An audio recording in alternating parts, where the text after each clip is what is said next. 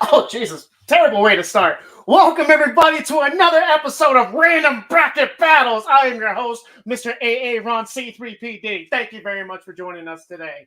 So today, quick run back. Yesterday, I'm basically on nights because I'm in training. Sucks. Gotta start somewhere.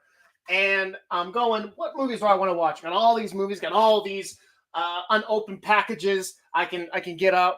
Unopened movies and whatnot, and I'm just going. I see one MCU movie, and I'm like, oh, I know what I want to watch. Endgame.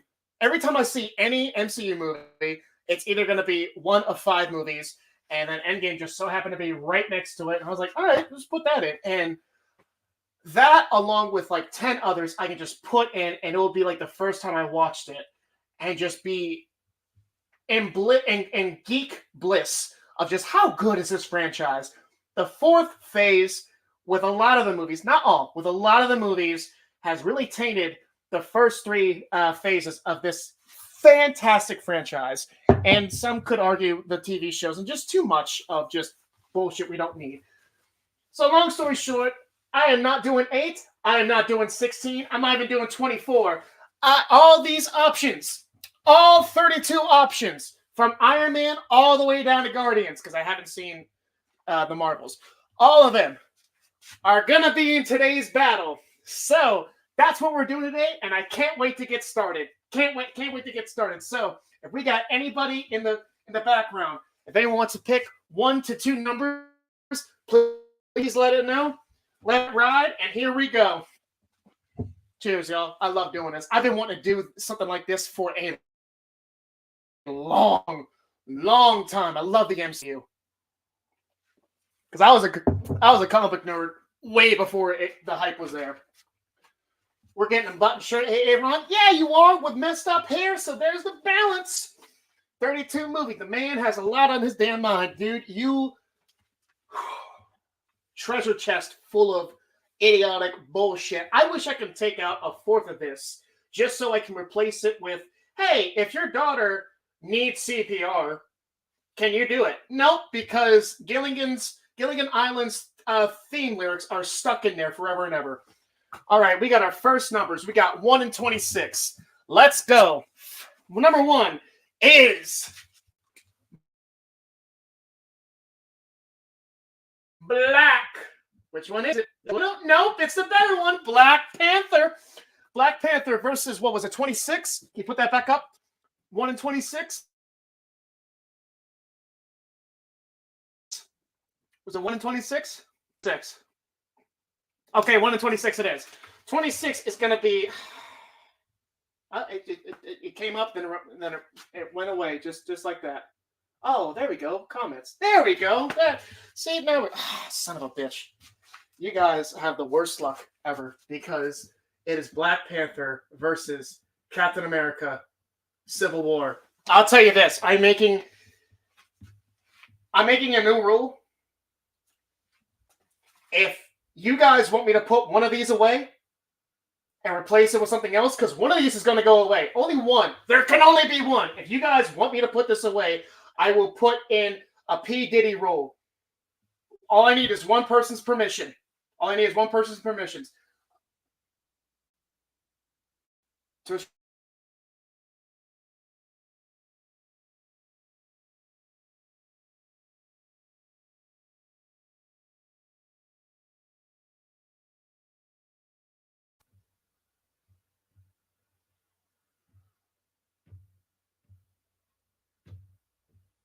We still good? Okay, there we go. All right, well, Black Panther versus Civil War.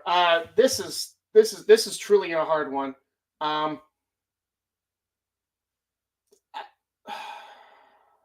can't get it off my mind. I'm putting Civil War back. Oh, I can't. Son of a bitch. Gotta stick with the rules. God damn it. All right, Black Panther versus Civil War. Civil War was one of Angel, my lovely wife, Angel and mine's one of the first movies that we saw together.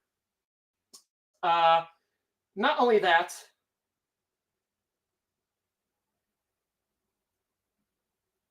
not only that, it was one of the first movies we saw. It was one of the best movie experiences I've ever had. With the entirety of the MCU. It is a badass film. You got so much in there with just the whole storyline of Tony Stark and Captain America. But I honestly, really thought this was going to be a slam dunk, which I saw Black Panther, but damn, one of these has to go already. And I know which one it is. So let me just go ahead and talk about Black Panther. Black Panther is...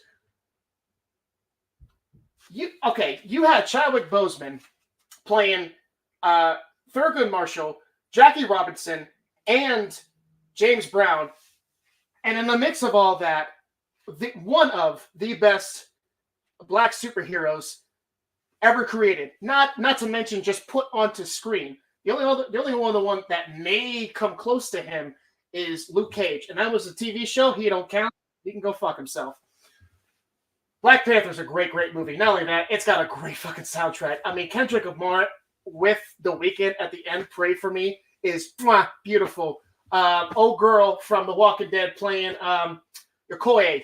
You got Winston Duke playing M'Baku. The second best, all we had for years was Loki.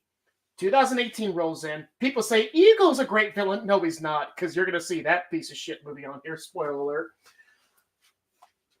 Michael B. Jordan's with Killmonger comes on, and he instantly takes that title and says, "I'm the best villain," because just like any great villain, besides a Joker, with any great villain, their actions to them make sense. And what's even better with the film is that when you read between the lines of the movie, and you get rid of all the cinematic showboating to it, and you get straight to the point, it does make sense what he's doing. Is he going about it an asshole way? Yes. But if you had that kind of life, I'm not talking about a father who was a part of this great dynasty of basically El Dorado type situation. No, I'm talking about losing your dad and then having to basically fend for yourself on the streets with no parent at all in Oakland. I'm white. I have no idea what it's like to be black, but all I can figure is that it must have fucking sucked as a young kid in the 90s. And he must have went through so much shit. I mean, probably foster him out the foster home, and he just had all that anger. He said all those scars on him is one for every kill. How many fucking kills is he? So really, did he get those kills more off of, I have to do this to get to my goal? Or is it more of the, I'm just a fucking psychopath because the world, it's kind of like a Joker, Joaquin Phoenix Joker situation of the world has been cruel to me, so I'm going to be cruel to the world. It could be a mix of both. It probably is a mix of both, but which one's the more of the truth? I wish I could talk more about this movie, but I got to give it to Captain America Civil War. That movie just brings so much. This fucking sucks, dude. That movie just brings so much joy to my life. I don't want to spoil anything because we have a long way to go. So, damn, that sucks, man. Man, son of a bitch. So Civil War moves on. Or as a lot of people mistakenly call it, Avengers 2.5. I get it, but they're fucking wrong. All right, next two. Let's go. Well, we got, damn, man, Black Panther's gone. Like, that's a great, like, not only to mention, during the interrogation scene with Martin Freeman and, oh my God, what the hell's his name? Claw. Andy Serkis. I'm in the theater watching all this going, am I the only one realizing that is Bilbo and Smeagol, just in different makeup, different scenery? It's the same thing, basically. It's a crazy dude talking to a dude who thinks he's badass. or already is in his own world. That great shit. All right, amazing. Black Panther had an amazing soundtrack. You goddamn right it did. It is one of the best soundtracks ever. Iron Man might probably take that one, but just because they have one artist, basically. Besides Black Sabbath's Iron Man, which obviously you need that in, they all they have is AC/DC. But with a band like AC/DC, that's all you fucking need. But then again, with an artist like Kendrick Lamar, That's all you fucking need, man. Preston would be very disappointed. I'm sure he... Dude, how do you think I fucking feel, man? 4-20. These better be good ones. These better be good ones. Damn it, man. I can't believe it happened. Damn you, Roger! Damn it! Damn you! Wedding Crashers at the funeral. All right, 420. You got Ant-Man and the Wasp. And Wasp versus Slam Dunk.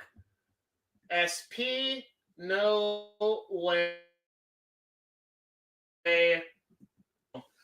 This is a fucking layup. It's No Way Home. But let me just go ahead and get my hate fuck out of the way for Ant-Man and the Wasp.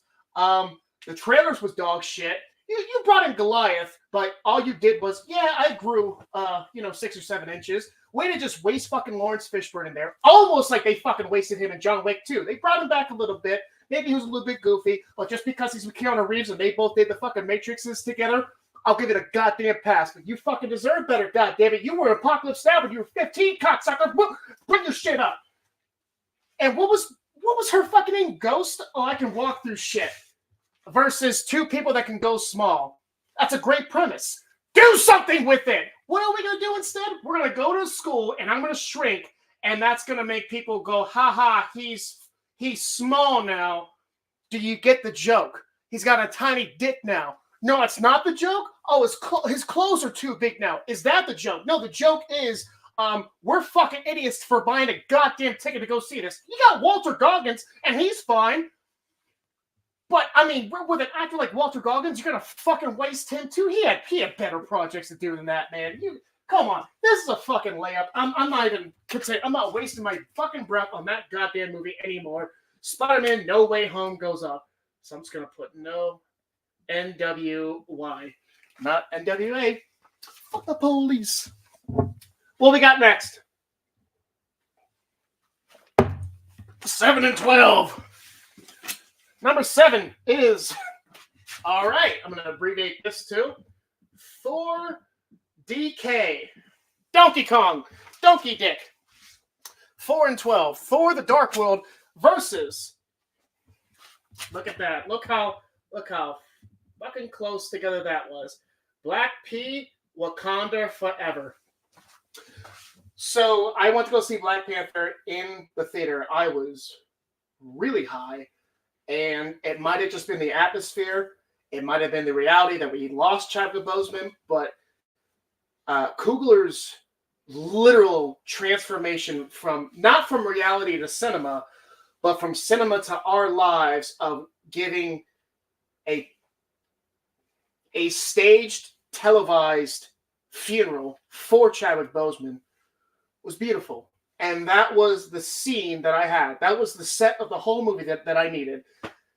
I really liked the fact that Shuri is just walking around going, this is a virus and I don't know how to fix it. And she's the smartest person. She outwits everybody when they're trying to get the Mind Stone out of Vision. She's like, oh, you didn't think about doing science word. And all the science people are going, no, we didn't think of those science words. And she's like, yeah, you should probably get your vocabulary better, science geeks. You should use these science. I'm 18, bitch. Aren't you like 50? How old are you, Mark Ruffalo? I don't fucking know. You got gray beard in one movie, then you got all black in the next, and then back to Salt and Pepper. Now you're fucking Professor Hulk. Oh, whatever. Anyways, it was a beautiful movie. And Namor, they didn't take that much away from... We lost this Black Panther. We need a next one. We're going to have another... We need another villain. And Namor was great. I thought the fact that how they brought his world up and everything was great. More on that later. Jane gets hit with some red shit, and then the shit's inside her, and then there's some dark elves, and then the mom dies, and then Odin has like a horse with like 6 dicks on it, and then he loses his eye, maybe, I don't know. And then Thor kills one of Korg's ancestors, and then that's it. The movie's over. It's kind of like that bit from Family Guy where Brian's a seeing eye dog, and they go to see Blair Witch Project. Nothing's happening. Nothing's happening. Something about a prison break. Nothing's happening. It's over. That's it. A lot of people look pissed. That's what that's fucking like. This is another slam fucking dunk. Black Panther's moving on. Not to say Thor is a bad movie. Against that, slam dunk. So BP, Wakanda. I really fucking wish those two switched, just so Black Panther can go on just a little bit longer. What we got next? Science much, Bruce? Yeah, you're fucking right.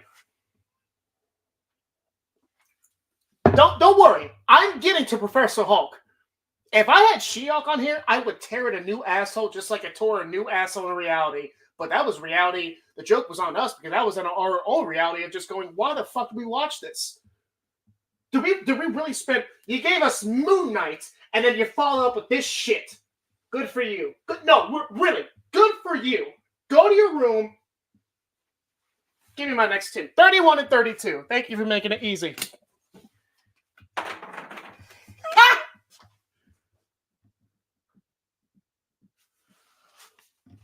Thor, my puppet. Thor is up next versus... that's just great. That's just fucking great. I'm going to put R. It is Thor versus Thor Ragnarok. Say what you want. Thor's a good movie. Kenneth Branagh did a really good job. I felt like...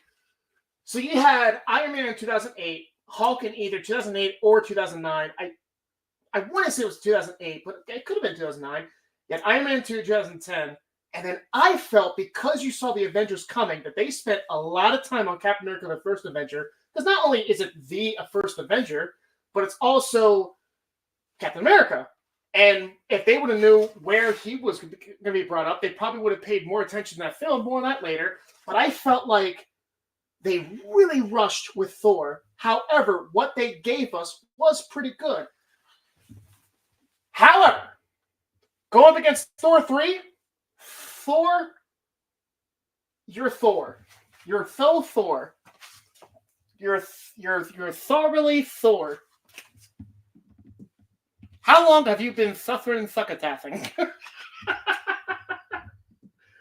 Thor, I can't stop saying it now. Thor. Ow! My leg is Thor. Damn it! All right, cheers, y'all. What is that? 1, 2, 3, 4, 5, 6, 7, 8. We're 1/4 of the way down. What do we got next?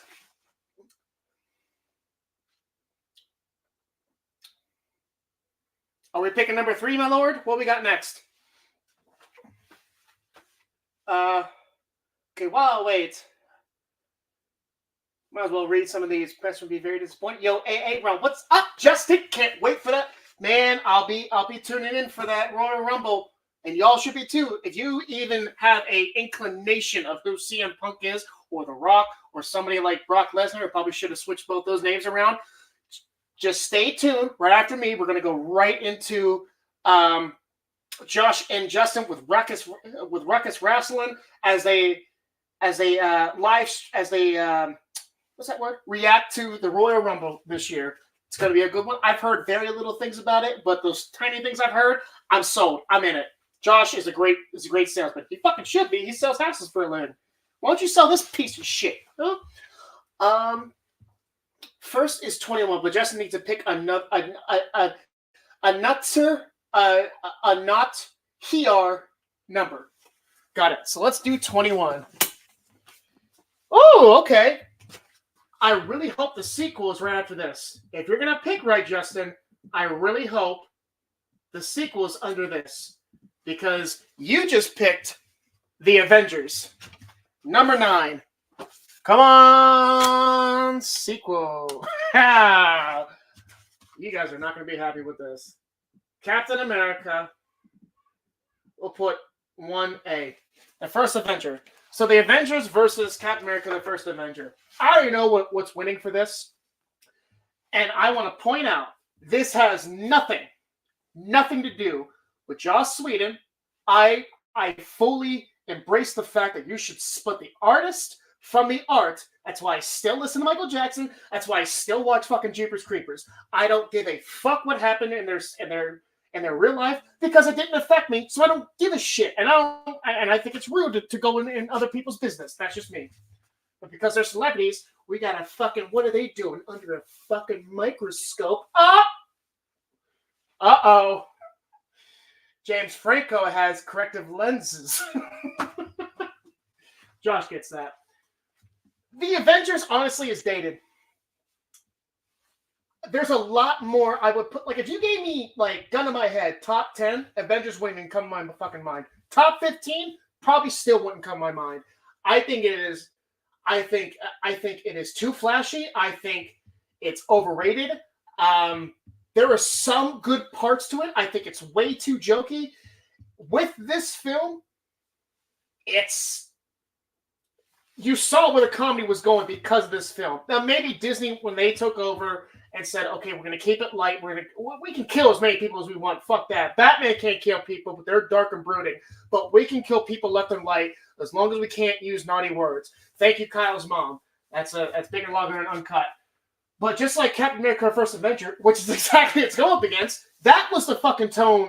That's exactly what Captain America needed, because you needed to tell his story. You needed to tell the story of, here's this glorified Boy Scout who just does the right thing, who gets awesome man titties, and just do when he comes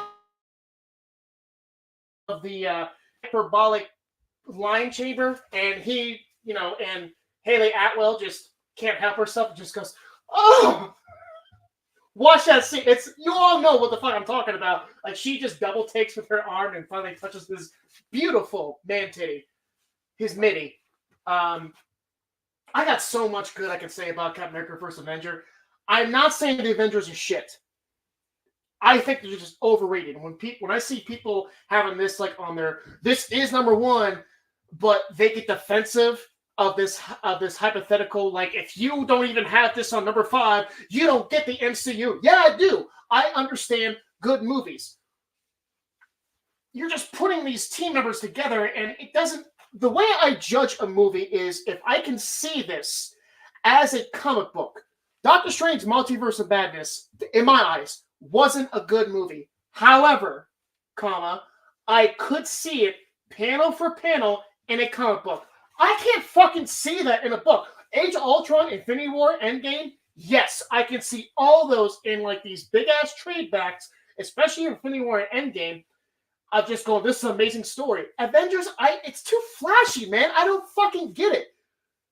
Maybe it's because my first watching of it, I was in Africa in the cradle of fucking civilization. And we were bootlegging it, and then it wasn't until our dipshit fucking just, what's it called, buzzkill of a douchebag captain came in and said, why is it like that? We need to take this off right now. And then it just got passed around just like some blow-up doll in a Navy ship, just like, it's your turn to have a turn with this. Wasn't it cool? The only difference was we didn't get syphilis. So, not just roll off the tongue, syphilis. Oh, I'm Thor. Why are you Thor? I got syphilis. So, Avengers can suck my dick. First Avenger is going on. Yeah, you got the line Hulk smash, but he smiles. It's the fucking Hulk. That was right there. If you didn't just fucking put that little smirk in there, Hulk would have been completely different. That was the trajectory. All you needed for him to just be fucking emasculated. God damn it. Captain America, first A. Hey, A1. Let me go and get some more. If you are here to the chat, thanks for hanging out. Hit the follow and help us get affiliate. Am I saying that right? I hope Cheryl's. I swear to God, I'm not making fun of you. Cheryl is very, very fucking bright, and I don't know words that have more than 3 syllables. Affiliate. Affleck. That's what I see, honestly. So, there we go. I need 2 more numbers, people. Let's go. Thank you, Cheryl. Love you. That's actually thank you. Been teaching my son sign language for years, and he refuses to talk. He just At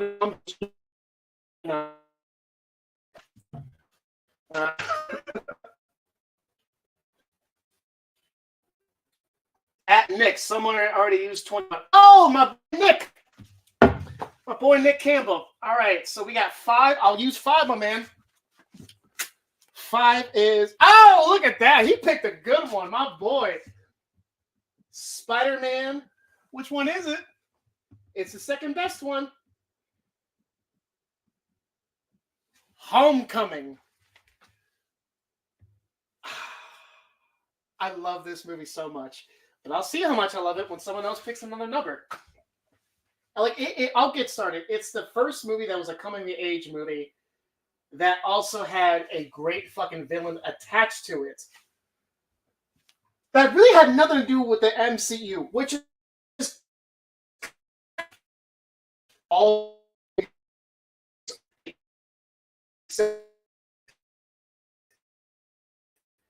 And that one exception is kind of like, oh, okay, so this is dog shit, isn't it? You guys didn't put any thought into this. You just ended with a bang. I'll get to it. 15. This might be it, though. Hey! This sucks. So you got Spider-Man Homecoming versus Iron Man 2. We all know what's winning. We all know what's going to win. So just stay with me in the present. Don't be in the future. We all know who's going to win. Iron Man 2 is not a bad movie. Collectively, yes. It has some fantastic scenes, though. You can't... The race at Monte Carlo? Trivia. Monte Carlo, I want to say, was great. His first fight with Whiplash was pretty cool. I mean, the introduction of... Most people saw her as Scarlett Johansson. I saw her because I knew exactly who she was, especially when I saw those bracelets of Black Widow. And then when she became... And then when she got into the Avengers, it's like, okay, this is now Black Widow. It is no longer Scarlett Johansson. But either way, no matter which way you look at it, optimism, glasses 1/8 full, you can either see Scarlett or Black Widow, and I chose to see Black Widow. So, dude, the opening scene with everyone in the court of him just Tony hacking in to, S.H.I.E.L.D.'s press conference and going, okay, here's Russia, here's China, here's Hammer Industries. I guess Iran and China, 10 years. Hammer Industries, maybe 20. Not only that, but you get that little, speaking of Spider-Man, you get that little, there's a little boy about to blast one of the bots, Hammer bots, and apparently that's supposed to be Peter Parker, which is it's kind of bullshitted. It's kind of like threaded in there. It's kind of like, no, honey, I already have 2 dildos. Exactly. Here's a fucking third. You don't really need it, but if the fans want it, the fans are gonna get it. So, and you can't talk about this movie without not talking about. Oh my goodness. Give me a second. Who plays Hammer? He was in Moon. God damn it, he was in 3 boards outside of Missouri. Ebbing, Missouri. Son of a bitch.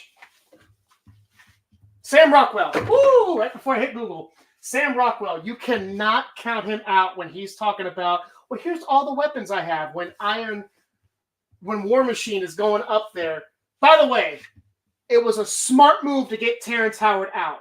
He was great in Iron Man. It was a smart move for how Don Cheadle plays War Machine, plays, what the fuck is his name anyways? What's his best friend's name? I can't remember now. Whenever he takes that role, all the way on to, till now, because apparently he's a goddamn Skrull. Who gives a shit? Everyone's a fucking Skrull now. We're just Disney and Oprah. You're a Skrull. You're a Skrull. Everybody's a Skrull. There's a reason I just checked out. And Eternals had a lot to do with that. Fuck that movie in half. I gotta move on. You cannot talk about this movie without talking about Sam Rockwell and him doing all the things. Just going, this right here, she'll leave you, she'll blow your mind, and she'll leave you with nothing. I call her the ex-wife. The delivery on that is fantastic. This is going to Homecoming. Homecoming's better. Homecoming's a better movie. Like all together, put together, is great. Iron Man 2 has great scenes, but all together, no. So SP, I'll just put HC. All right, people, how are we doing out there? I see 18. Excuse me. I see 18 and 3. Let me just reload. Oh, another great scene from Iron Man 2 is when War Machine and Iron Man are like that dome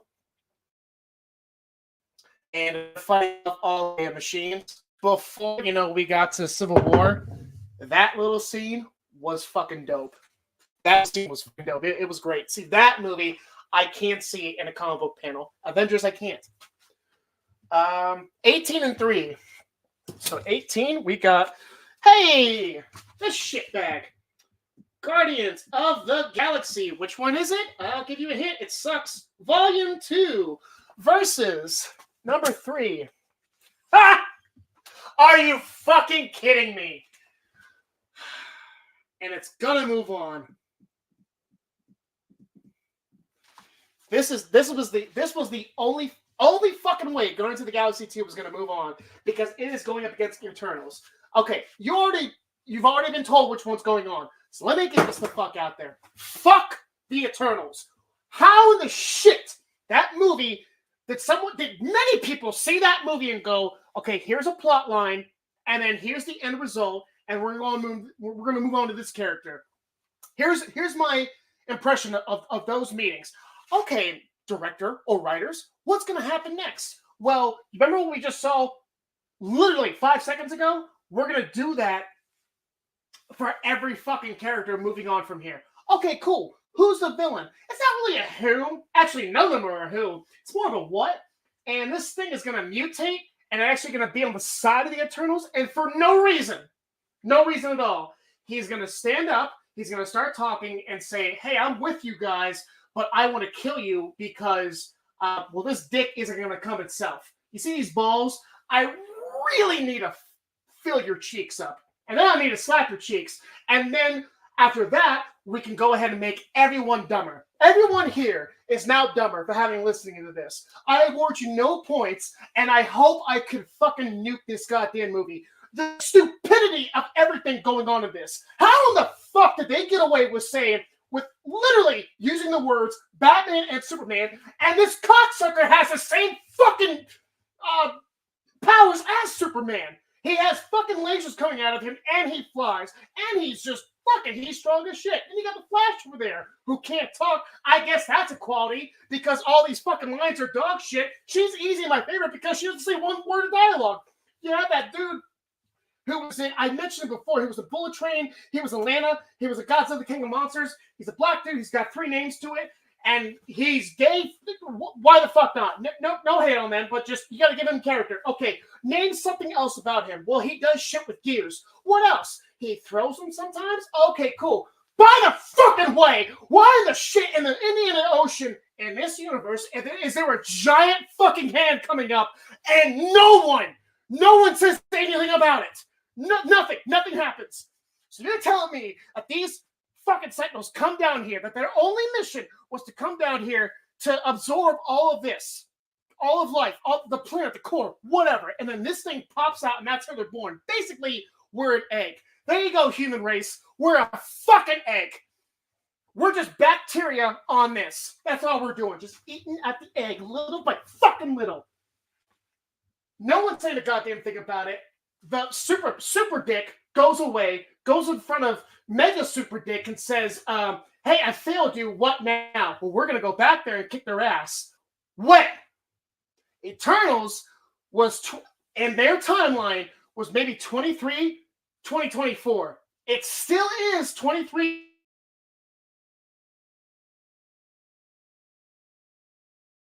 To no one. What are they fucking waiting for, dude? Doesn't this super dick could just fly faster than a speeding asshole? Oh my god, fuck the Eternals. And what's making me hurt me more is that the reason that I gotta put this down, that Guardians of the Galaxy fuckface 2 has to move on. God damn it! I'm actually having a lot of fun.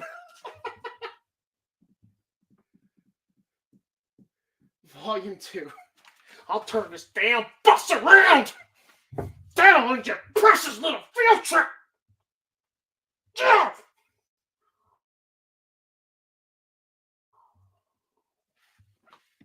It's such bullshit, dude. So many people had to watch that movie and go, yep, that's good, moving on. How do you waste Angelina Jolie like that, man? Or any of those, or Barry Keoghan? Keoghan, right? How do you waste him? What was his power? I can make anybody do anything. Okay, cool. Right? But not Eternals, and not from there up. So what the fuck are you doing at this battle? You're just in the way.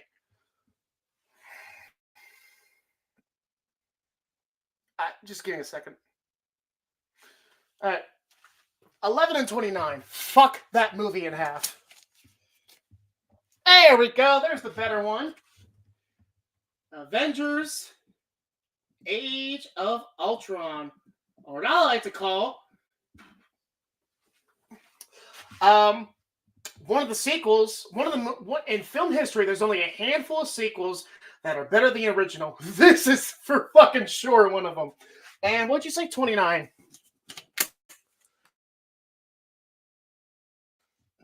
Oh! This is great. Spider-Man Far From Home. So, I know what I'm picking. This is a slam dunk. Far From Home is dog shit. I don't care about it. You're going to give a fucking teenager glasses that can do anything. Literally anything. Have a nuke strike and rush up. Why? Because Jessica said no to me about a hand job. I know he's Spider-Man. But he's still a teenager and he's still getting his shit worked out. It's not until No Way Home that he finally gets his shit together and goes, I have to get my GED because no one knows who I am. I have to do this and that and that. I literally lost everybody. Not only just Aunt May, but no one knows who I am. That is Spider-Man. You're going to fucking make fun of him and call him, what, the Night Monkey now?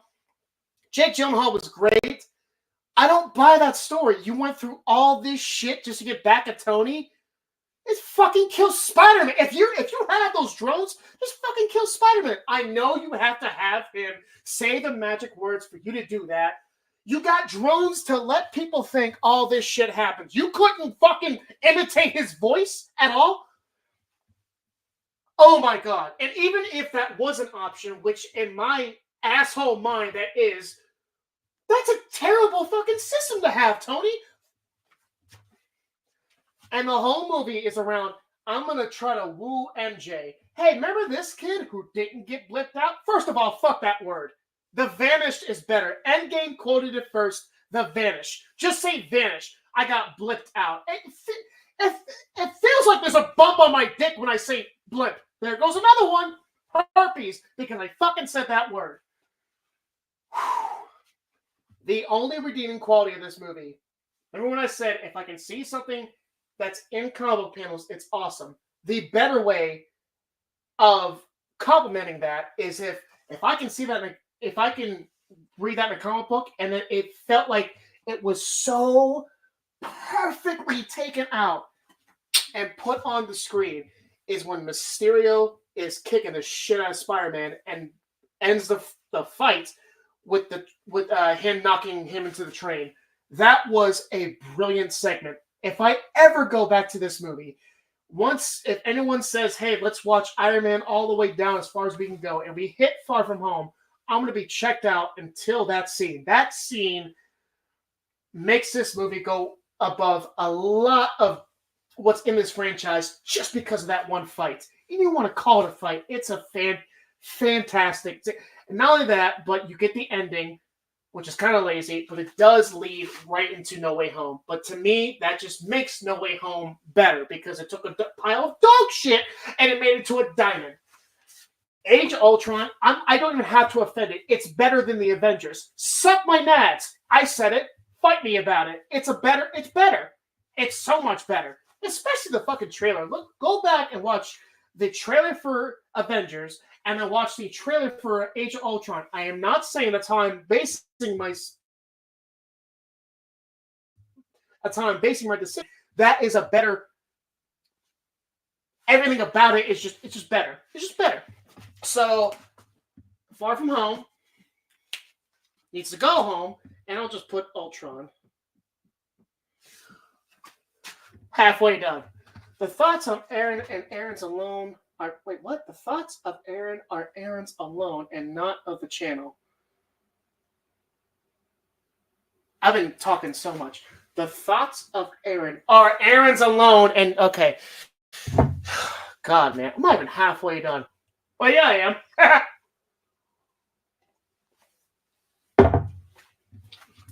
2 and 20... Or 25 and 2. 25. Hey! A nice little film that's the kind of break that we needed after Civil War.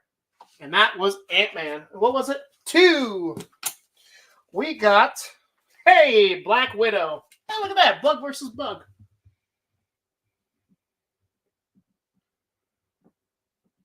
Okay, I'm going to save you all some time on this. This is going to be easy. It's going to be Ant-Man because every time I think about Black Widow, my brain kind of melts. And before y'all go to the comments and go, well, it's a female-led movie.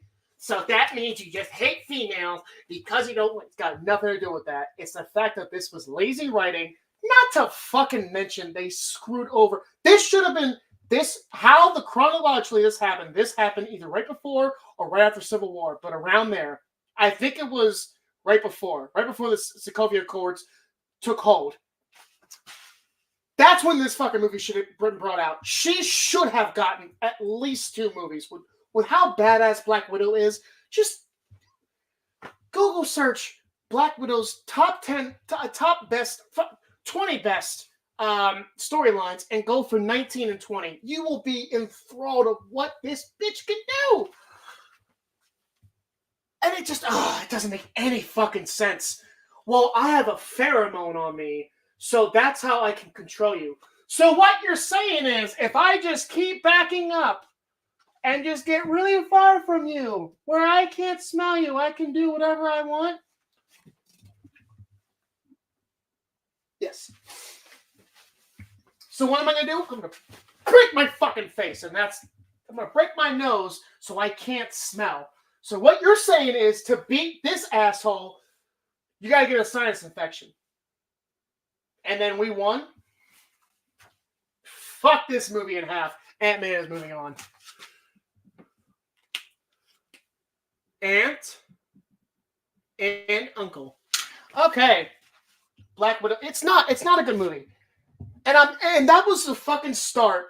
That was the second wave of when another female superhero-led movie came out that just had a fucking kind of sequel. That if you didn't like it, well, you're a misogynistic, or you're fucking this, or you're fucking that, because you don't like titties on a screen. I watch porn, so how dare you say that? Let's go. What's another one? Ooh. Guinness. Ant-Man was great. Ant-Man, yeah, man. Ant-Man was fun. It was perfectly charming for what we needed at that time. 13 and 19. We got... Thank you, Justin. Now I can just get it out of the way. Captain Marvel. Watch this. Whatever's next, that's winning. 19. You fucking serious? How did this happen not only once, but twice? Ant-Man. Quantumania. This is going to take me a minute because I thoroughly hate both these movies. I am so glad I did not waste my time on getting a ticket from Quantumania. And I remember we just moved back to PA, and I was living with my mom for like a week or two before we moved in this house, before everything was finalized. That's fun, kids. And she's got a TV outside. It was muggy. I was like, okay, whatever. I'm back on nights. I got to watch something. I watched Titanic, cried my ass out for like the 17th time. All right, what else is next? Oh, Ant-Man Quantumania. Cool, let's fucking watch this. And I brain hurty. I couldn't do math anymore afterwards. A lot of kids, you know the emojis? So anything with a red face, that was me. This movie sucks. This movie's got... This is your first film of your next... I don't want to use the word Thanos, but your next boss. And this is how you're going to introduce him? Jonathan Majors, whatever the fuck you want to say about him, because anyways, I think all that is a fucking ploy to fire him, and then to get his side of the story, he's going to go on ABC. Get the fuck out of here, man. They're not even trying to hide it at this point. They're not even trying. They're just going to let dumb people do what they do best and just see shit and then just go, guess what I saw, world? And then that bullshit is going to go in the ether, Redstone, of, oh, that's great. In the ether. That's reality now. Oh, that's fucking amazing. Oh, God damn it. Captain Marvel, I mean, against... Son of a bitch. I thought this was going to lose. It might win. Because I really despise... Not only did Ant-Man's... Cassie? And, Scott Lang's daughter. Not only did she get recasted, she was fine. For what we saw in Endgame, hell, she was charming. Do yourself a favor. Do me a favor. Replace the girl that we got. I know she played a couple episodes in Supernatural. Replace the girl that we got in Scott Lang as Scott Lang's daughter in Quantumania. Replace her in Endgame when Scott knocks on his door and he sees just a girl, and it's, oh my God, it's Cassie, and the emotions on his face are just, you're older. Is this really you? Would that have worked with that other blonde actress? No? Is my fucking bet? Let's roll the dice. 20. Ah, shit. Well, I gotta fucking go for the orc kill now. I don't know how D&D works, but I do know Ant-Man Quantumania sucks, and it's making me hate it more because Captain Marvel has to move on, and fuck that movie.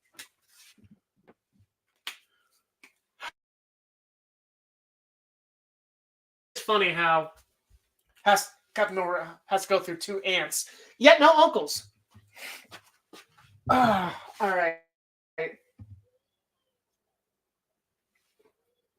I like the first Cassie Lang more. Exactly. Yeah, exactly. She was exactly what we needed. She should have been brought up. It's kind of like when in Hawkeye, when Haley Steinfeld takes the Ronin suit and it just magically fits tailor perfect to her. That's how Quantumania is. Nothing makes sense. You're going to call it Ant-Man and the Wasp, and the Wasp is in it. I don't know. Godzilla 2014, Godzilla had more of a screen presence than the Wasp did in her own fucking movie. 14 and 16. 14, you got Iron Man 3. One I really like, actually. I like all the Iron Mans. We all know which one's the best. And, oh, thank you. Get this out of the way. I can't wait to hate talk this movie. And what makes it so enjoyable to me is that, oh, this is so good, is that it's a movie that no one would pick over the other one. So we got Iron Man 3 versus, do I have it? I just saw it down here. Hold on. I'm going to see if I have it. Hold on. So just look for 5 more seconds. I know you guys are going to know anyways, but it'll be a lot more fun if I can see it and then throw it against the wall, because I'm never going to watch it again, because it's the same shit I've seen feel bad for this character. Why? Because this character has an edge to him, and this is how he got his edge. He lost his family, even though he already said, hey, I lost my family. The first one I ever have. But to just milk some fucking tears from your goddamn eyes, they put this fucking story in that I've seen so many times. It's Iron Man 3 versus Guardians of the Galaxy Volume 3. Fuck Guardians of the Galaxy Volume 3. I don't give a shit what you say. We all knew Rocket was going to leave. We all knew Rocket was going to have something to do with this within this movie. Everyone fucking saw this coming. Everyone saw this fucking coming. Even though that I understand that I knew what the creator was about and where his plans were going and how Adam Warlock got into here. By the fucking way, how in the shit are you going to... How would you do that to Adam Warlock? The dude who plays him, he was in We the Millers. I don't know the British cunt's name.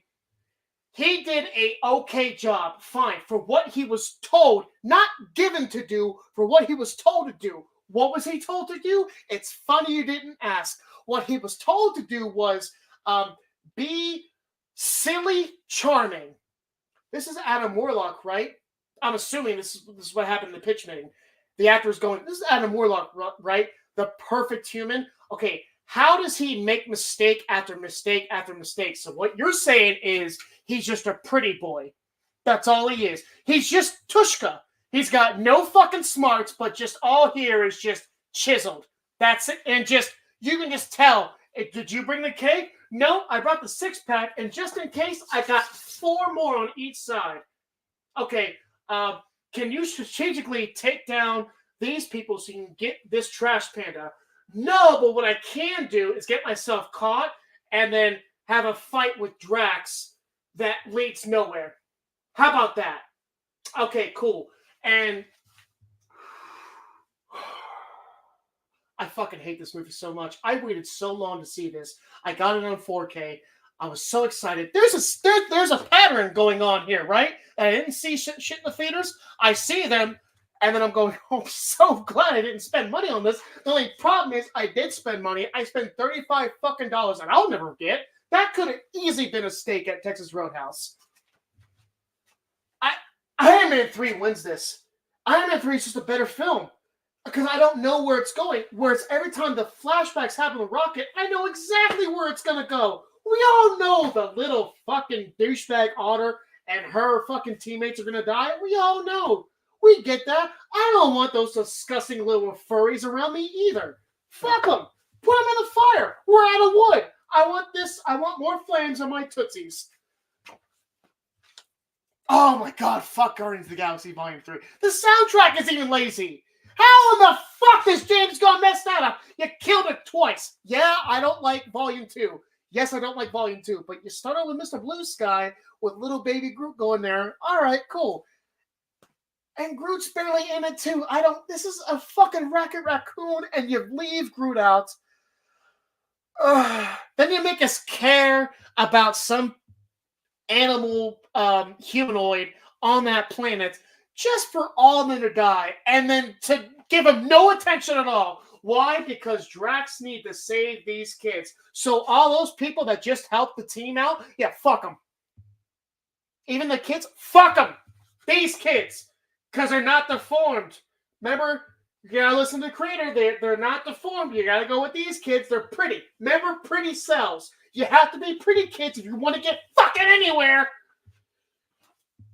Damn it! Iron Man 3 goes on. I am 3. 2 more numbers. I'm so, I can't tell you how much therapy this is for me. I had so much to say about these dog shit movies. I'm sure Brennan is losing his fucking mind, and I'm only saying that because he's a fan of The Last Jedi. Love you, Brennan, but you got some shit taste if you think that's a good movie. I've been holding that in for years. Visually, it's a great fan fiction movie. Last Jedi is a great movie. It's a terrible Star Wars movie. Shouldn't have existed. Guardians of the Galaxy Volume 3, I feel like, honestly, they fire James Gunn. James Gunn very successfully does the Suicide Squad. I go back and forth on it. I think it's my third favorite.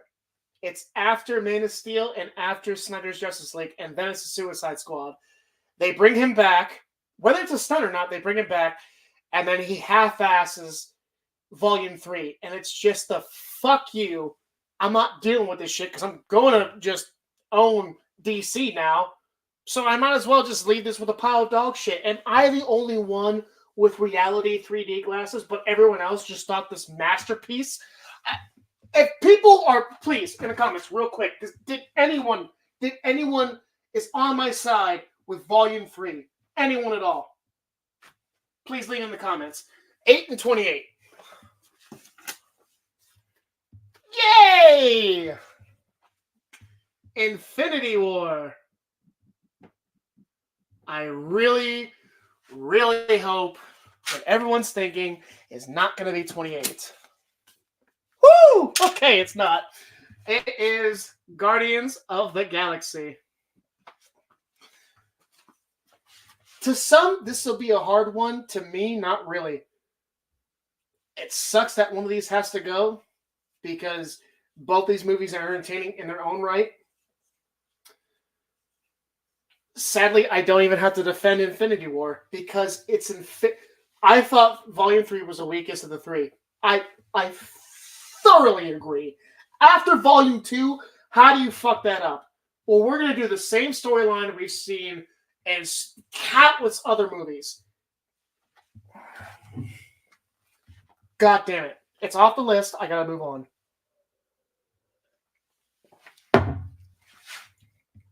Guardians of the Galaxy Volume 3. Without this movie, the rest of this franchise isn't what it is today.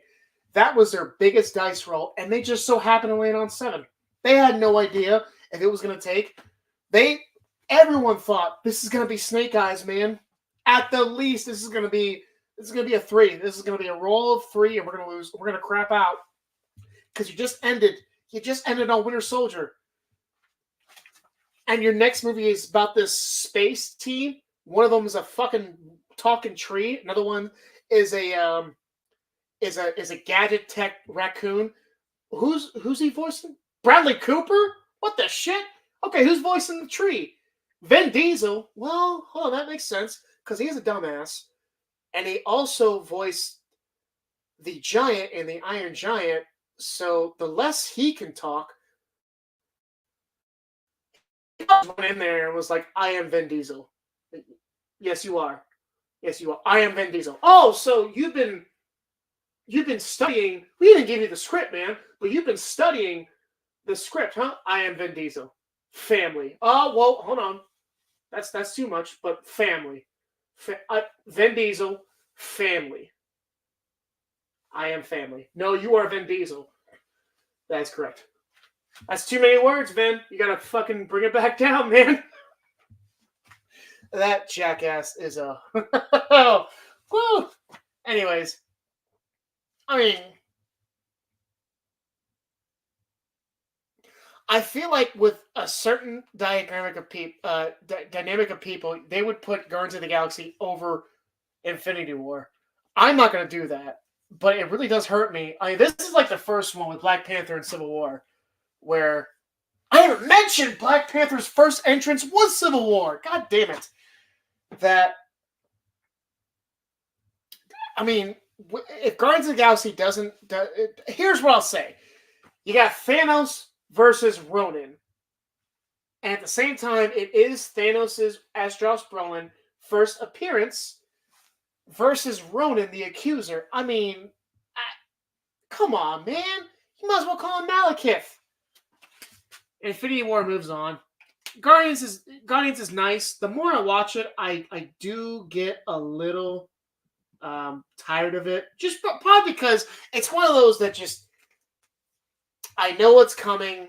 Okay, there's the joke. It is very joke-filled. It is very family-filled. The one line that will always get me is when Groot surrounds his whole team around everything, and he says, "We are family." Oh, fuck you, Vin Diesel. Hey, you're done with the Fast and Furious franchise. Well, are there more Roman numbers? Yeah, man, you can go up to 1,000. Well, that's what we're fucking going to. I am never dying. Give me two more numbers. 6 and 22. Oh, all right. Here we go.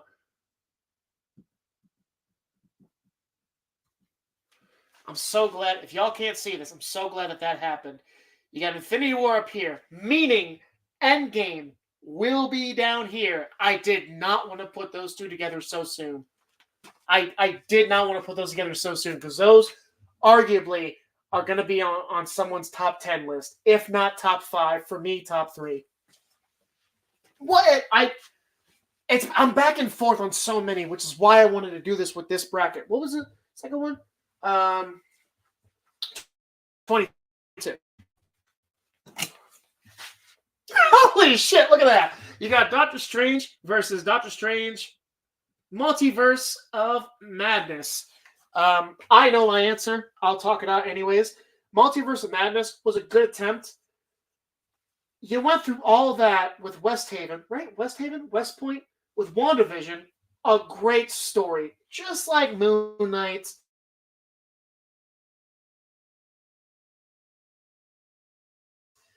You had a great story, and then you had Disney Act 3 with the last episode. You had to make a comic booky, where the first 5 episodes were fantastic, and then you just had to go dipshit crazy over here.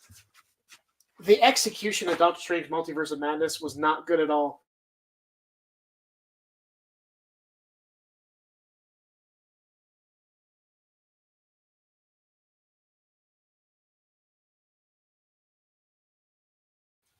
All right, there we go. Where you got to see the vulnerability of Steven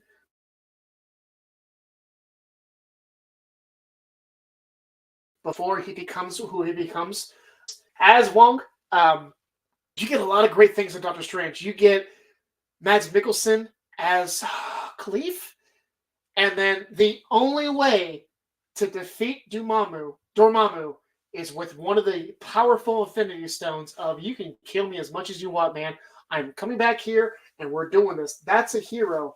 I'm sacrificing my life literally over and over and over and over and over again just so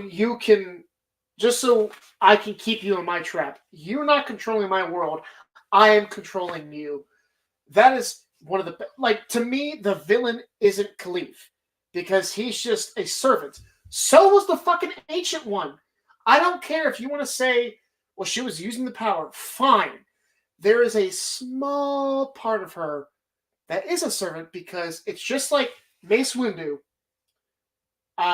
one of the best Jedis, but he uses technique number 5 with lightsaber, which means he must, you cannot use that technique without dabbling into the dark side just a little bit, because it's the most aggressive style there is out of the 5 lightsaber styles. That's what it is to me. It's like, well, I don't care if you dove into the water or you just dipped your pinky toe into it. You're wet somewhere on your body. So to me, you're corrupt. Doesn't matter how much, you're just corrupt. I don't care if you take $5 million every year to the casino or $5 every end of the week. A junkie is a junkie is a junkie is a junkie. Eventually, it might have gotten to her. Eventually. However, the reason this moves on is because of one line. I will save that line when I need to. But, I mean, not only that, but they call this a horror movie. It wasn't a horror movie. They should have had, damn it! The dude who directed the first one, he also directed, son of a bitch, I'm having a blank right now. Derek, right? That can't be right. Shit. I had to Google this. Stand by. Doctor Strange. I'm sure there are people in there going, it's this Scott Derrickson. Yeah. Scott Derrickson should have done the second one, but for what Disney wanted, because apparently they wanted to make the 4th phrase shitty, so not calling Sam Raimi bad, but to get the people back on MCU's side, you have to have somebody who's not only done amazing work with a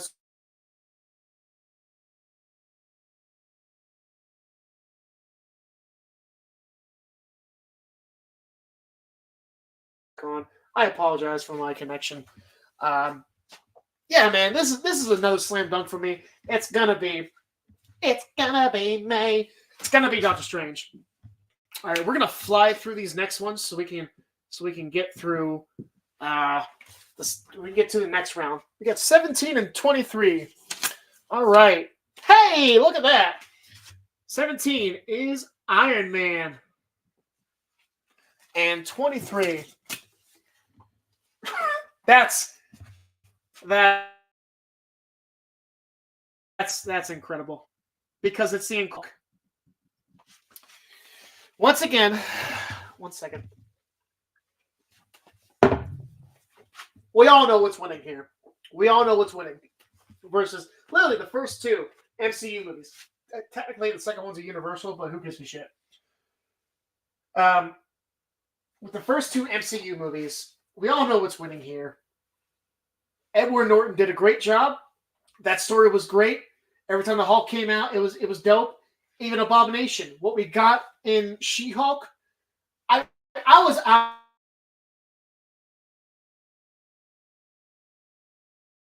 episode 2 of what they. I was like, I'm done. That's the special. I know this is a TV show, but it's fucking Disney. You can't give him just a little bit more to do with his fucking with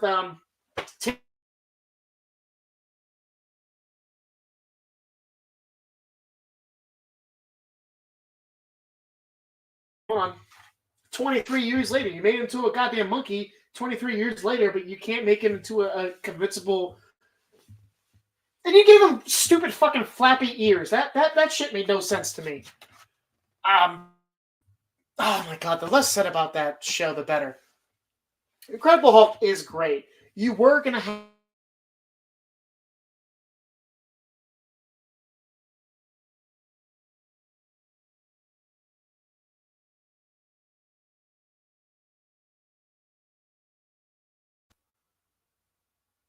Can you guys still hear me at all?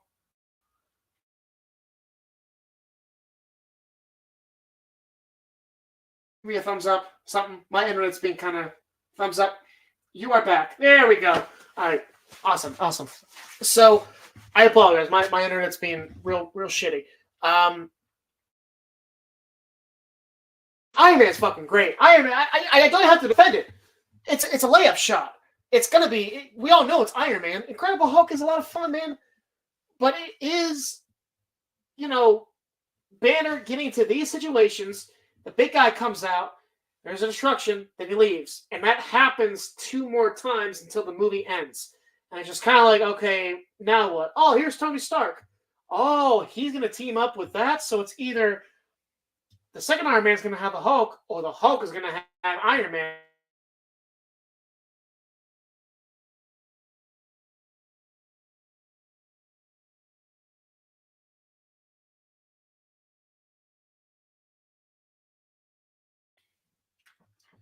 I'm sorry, guys. My internet just keeps going in and out. Yeah, Iron Man is moving on. All right, we got 4 more. What we got? 10 and 27. Hey, there we go. Finally. Endgame versus number 27. Oh, you gotta be shitting me. You gotta be fucking shitting me.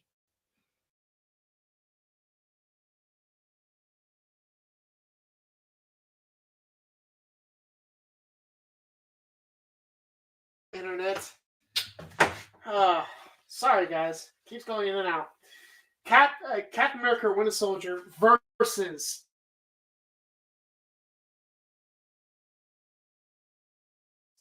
Endgame. More than I like to admit, a lot of people would take Winter Soldier over this. I get it. It's a great espionage movie. It's a fantastic, just grounded action movie. It's a fantastic follow-up to not only Avengers, to not only just Avengers, but Captain America: The First Avenger, of what this character is going to do after all of that. He's been back. He's been back in this time and present for more than just a week now, where he's not woken up and okay, you got to go fight the T'Chari. You're gonna have to, he's lived for a little bit. You got another great presence of Black Widow. You have the entrance of Falcon. You have Hydra, which is awesome. And you have Bucky as a Winter Soldier. The Red Hood of the MCU, basically. A sidekick of the hero who was damaged in one way or another, brainwashed. I mean, the Lazarus Pit brainwashed Jason Todd, and now is his enemy until, the hero calms him down and says, we're family. They're using you. We're family, though. Just come back. Dude, it's Endgame. I have to go with Endgame. I don't even have to say anything about Endgame. It's Endgame. This is the kind of shit that sucks doing this, because a great movie like that, how the fuck does Captain Marvel and Guardians of the goddamn Volume 2 go on, but Captain America: Winter Soldier does not go on at all? It stops in its fucking tracks. That's what you get for random bracket battles. Good job, asshole, for thinking of this fucking show. End game. Even though I have a very, very good idea of what's going to be here and here. I need to reload. Memento? Oh, yeah. It's like grandma diarrhea, but it's going to go right in my mouth. So, if anything, it's kind of like Drunken Prayers Thursday night. There we go. Yes, there we go.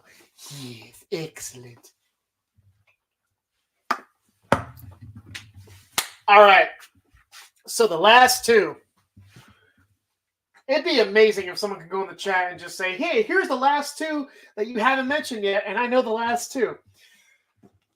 Shit, I don't even know. Let me try to think real quick. Nope, all the Thors are taken. All that's taken. That one's taken. It's not that. It's not going to be that. It's got to be a couple one-offs then, because I don't see anything else that has a sequel or anything. Yeah, I have no idea. Oh, shit, forgot about that. Thor, Love and Thunder versus, hey, Shang-Chi. This is an interesting one. Shang-Chi, The Legend of the Ten Rings. Solid movie Shang-Chi is. Solid. Give the number. I don't know what the numbers were. It was 30 and...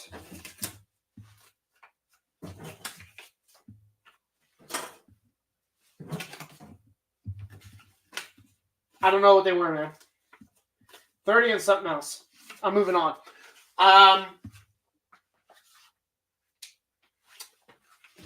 No, I guess you guys need them. All right, hold on.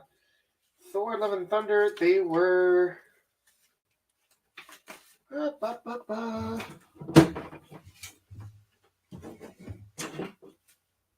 That's Captain Marvel. Thor: The Dark World. Nope. There we go. All right, Thor: Love and Thunder versus Shang-Chi. All right, so Shang-Chi was a fit. It was Crouching Tiger, Hidden Dragon for the MCU, basically. I thought it was kind of bullshit of this guy who's been around for thousands of years, which, as I'm talking about, will make sense. I'm getting there. Hears his wife's voice, knows what's behind that wall, but hears his wife's voice, and all of a sudden wants to break into it, and then wants to take his son by force. Won't just go over there and be like, "Hey, we found your mother, but we're going to take you by force." That doesn't make any fucking sense to me, but whatever.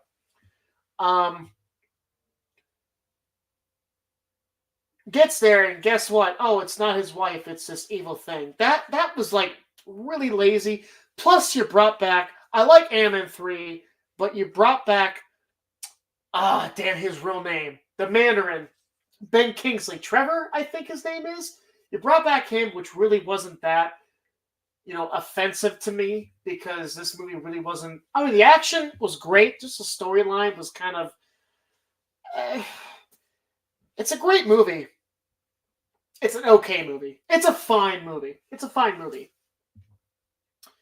Love and Thunder, I don't care what people say. On some days, I find it better than Ragnarok. There, I said it. I had so much fun with this movie. I thought it was exactly what this character needed. People say it emasculated him. It took his manhood away and everything. What movie did you guys see? I just saw fun from beginning to end. Literally, Goro or Gorg takes all the color away. And here comes Stormbreaker that has the Bifrost and trying to bring color back in the world. I know that's not the premise, but hear me out. You have the fight. You have Gorg's son or daughter and Thor, and there you have Love and Thunder, and the movie ends with Rainbow in the Dark. Come on, man, that's just a perfect fucking ribbon to go on this brilliant cake. The only bitter part of it, which I think is Zeus is overused, and Russell Crowe either knew what it was and played that to his best ability, which was just annoying, or just went way over the top without realizing it because this is MCU and who gives a shit at this point? You already had Thanos. How can we make this better? And just phoned it in, and that's what we got. Either way, it was disappointing. Very disappointing because, of course, you got to make Zeus funny because here's another strong character that Thor's going up against and you have to make funny. I mean, not the Page Master. The Grandmaster was like that in Ragnarok, but it was Jeff Goldblum, and I feel like Jeff Goldblum got it, whereas Russell Crowe maybe didn't. And that's where it fell through. There's a lot more wrong with this that I understand. As I'm watching it, I'm going, people are going to fucking hate this. I get it. It's like when I was watching Halloween Ends. I knew people were going to hate that movie. I was having a fucking blast with it. It's got a lot to do with both times I watched both those movies, Halloween Ends and Thor Love and Thunder. I was going through some shit. I needed a good movie, and then the cosmos just gave that to me. Not only that, but you got to see Eternity for the first time. That was pretty fucking cool. But the deciding factor is one actor. I can't stand Awkwafina. There's only one movie I haven't seen with her, and that's A24's The Farewell. And I'm very much looking forward to that. To watch that movie. The premise looks really good, but everything else, literally everything else that Awkwafina has been in, I despise that movie. Whether it be the movie itself or her. You didn't need her in Renfield. She's trying way too hard to get a laugh. Whereas Nicholas Hoult and Cage are just doing what they do, and it just is funny, where she's desperately trying to get a laugh from you. Same thing is going on here. You don't need this fucking cunt in there. You don't need her in there. Why the fuck does she get brought along anyways? Oh, and all of a sudden, because you're a part of a superhero movie, fuck it, we need another bow and arrow because we haven't seen that before, so why don't you shoot that at these magical dragons and see if that fucking does anything for you. Oh, God, I bet her music sucks. Not because she's Asian, because she's a woman. Okay? Let's get this shit cleared out. Love and Thunder. I can just hear the keyboards. I'm just fucking around, people. This is my third beer. All right, people. So we just brought down the list halfway. Here we go. We're going on to round 2 now. Finally, hour 20 minutes in, we can get this knocked down. We got Civil War. It's not going to go away anytime fast. It's Civil War versus No Way Home. This one actually is a very hard one for me to decide. And the deciding factor is this. I'm not going to go into the plots. I'm not going to go into the characters. I'm not going to go into anything to do about the movies. It's just this. For me, because this is the MCU, right? Not just random movies. This is the MCU. The randomness came of all this, and they're gone now. No Way Home is a Spider-Man movie, not an MCU movie. Without Civil War, Infinity War doesn't happen the way that it should happen, which is Iron Man goes this way, Captain America goes this way, and the Avengers are split. If they were together, Wakanda battle would have been vastly different. Guardians might have still got their asses kicked, but it would have been vastly different. They would have fucking taken the children of Thanos. Thanos would have came down, and they would have fucking taken him down. Because you're not getting the Mind Stone. You're just not, dude. They would have had time to pull that shit out. Tony would have been able to help. You know Tony would have been able to help to pull that shit out of his mind. I feel like Tony's smarter than Bruce anyways. In anything. He figured out time travel overnight. He studied thermodynamics or something. He said in Infinity War, like, I'm reading the homework, and he just learned it overnight. Bruce is smart. I don't think Reed Richards will be that smart in the MCU. In the comics, Richards takes that cake. He is the smartest. He's proved it many, many times. So, for the sake of pushing this forward, because I want this round to go, No Way Home has to stop its tracks here, and Civil War is going on. Plus, personally, I would rather watch Civil War than No Way Home. But that is just the want of that is just a sliver above. That's it. So, No Way Home is out. Civil War is continuing on. We got Thor Ragnarok versus Black Panther Wakanda Forever. This is another easy one. I like the way that they did Namor. I didn't like how they did Hulk. It was like I said, it's the start of the decline of what you did to Hulk. You made him too funny. When are we going to get World Breaker Hulk? You gave us maybe you're holding out on him. Fine. I really thought he was going to come out in Endgame. You're going to bring out all the big guns. Okay, Thor's useless. Iron Man's ego is shattered.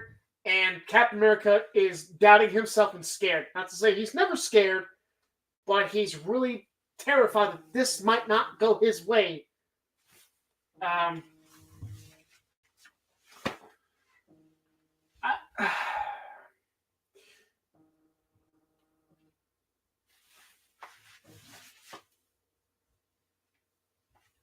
I gotta go Ragnarok with this.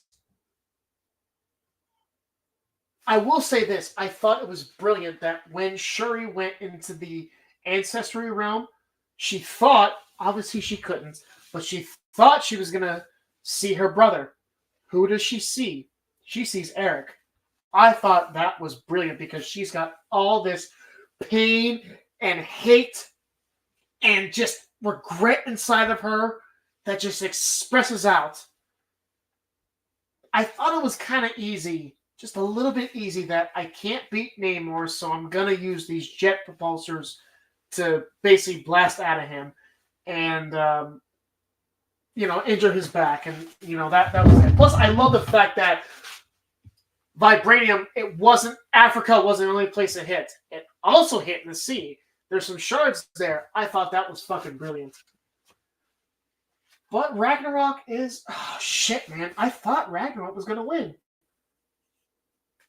I have a lot of problems with Ragnarok, but it is fun for what it is. It's got a great soundtrack. I mean, the second time in history, Zeppelin has let a movie use their music. The first one was School of Rock. Same song, too. You do get Doctor Strange. That's pretty cool. With Black Panther, don't really get much else with it. Yeah, all right. Black Panther was fine, but I don't think Thor Ragnarok is as good as what people say it is. That's just me. But it is better than Wakanda Forever. So it gets to move on. So anyways, now we got... oh my god. Oh my goodness. I messed that up. There we go. Alright, Spider-Man Homecoming versus Captain America, the First Avenger. Michael Keaton was Batman.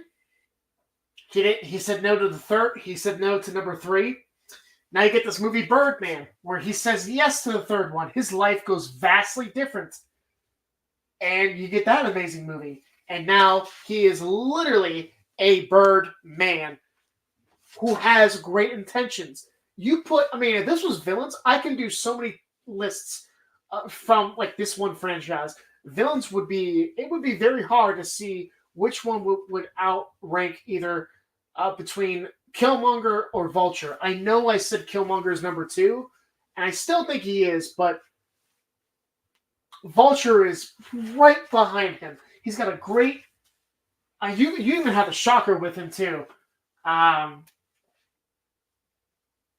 This one's, again, is easy for me.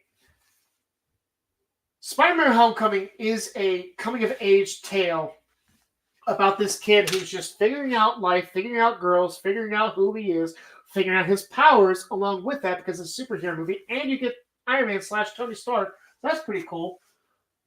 But Captain America: The First Avenger, you get a great performance from Stanley Tucci to basically Steve Rogers' father, and if MCU ain't nothing, it is daddy issues. That is his dad. The Stanley Tucci character, the guy who invents the serum, who gives him the serum. Not only that, but you also get Tommy Lee Jones, which is fantastic. But I think First Avenger is very, very underrated. You can't talk this movie without talking about Red Skull, done brilliantly, and I wish he came back for more. Done brilliantly by Hugo Weaving. That guy just gets nerd characters. V from Vendetta, Megatron, and Red Skull. He just fucking like his presence. There's a storyline where Red Skull is able to steal the brain of Professor X, put it in his mind, and now it's a fucking super soldier psychopath with telepathy. I don't know what's scarier. Even the Joker can't match up with that. Yeah, man. Spider-Man Homecoming has to stop right here. It's got to be Captain America, First Avenger. Captain America, say one, Avenger. Yeah, Guardians of the Galaxy Volume 2 versus Ultron. This is a goddamn layup. It's going to be Age of Ultron. I hate Guardians of the Galaxy Volume 2. I hate it so much. I hate it that they try so hard to put the terms family into this. This is fucking Eagle, the living planet. What are we going to do with him? Hey, son, you see this ball? Catch. All right, now throw it back. Cool. Are we going to have a lesson of this? Nah. Give it back to me. Isn't this fun? Yeah, can we have a movie going on? Nah. There is a cool, again, great soundtrack. Southern Nights when Rocket is up on the trees, messing up with all the Ravengers. That was pretty cool. But other than that, you really don't get much else. Did anyone else think that, oh my goodness, what is Michael's name? Oh shit. The blue guy. God damn it. Michael Rourke. Oh, that's Mickey Rourke. Michael Rooker. He whistles, and he has a fucking arrow. Oh my god damn it. What's his name?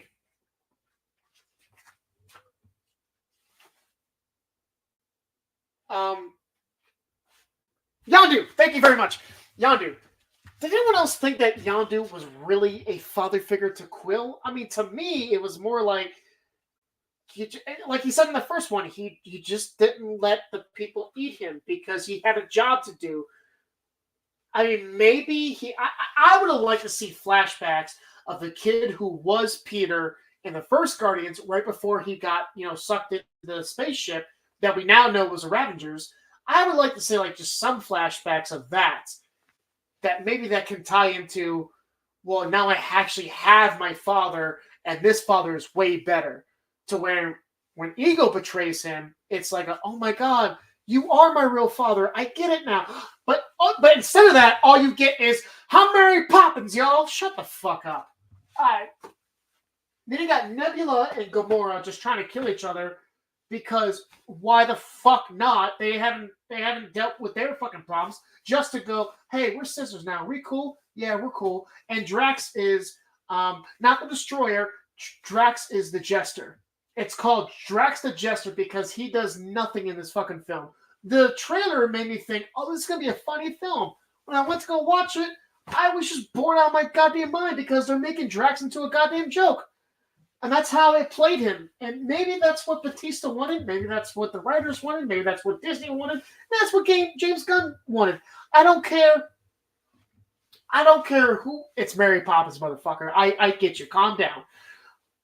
I'm not a fan of this movie. Age of Ultron moves on. Age of Ultron is way better of a film. So, that and Ultron is moving on. All right. Move on to this side. We're getting there. Ant-Man versus Captain Marvel. Another fucking layup. Ant-Man is such a fun movie. It is. Is it the best? No. It's what we needed at that time. Captain Marvel, just so many questions of why are you doing that? Well, the last time I trusted somebody, I lost an eye. So that someone was an alien cat, and the trust was, you brought the stupid pussy just too close to your face because you want to kiss. And then it said, hey, bitch, you remember I can just swallow a lot of things whole? So there you go. There's your eye. Dumb.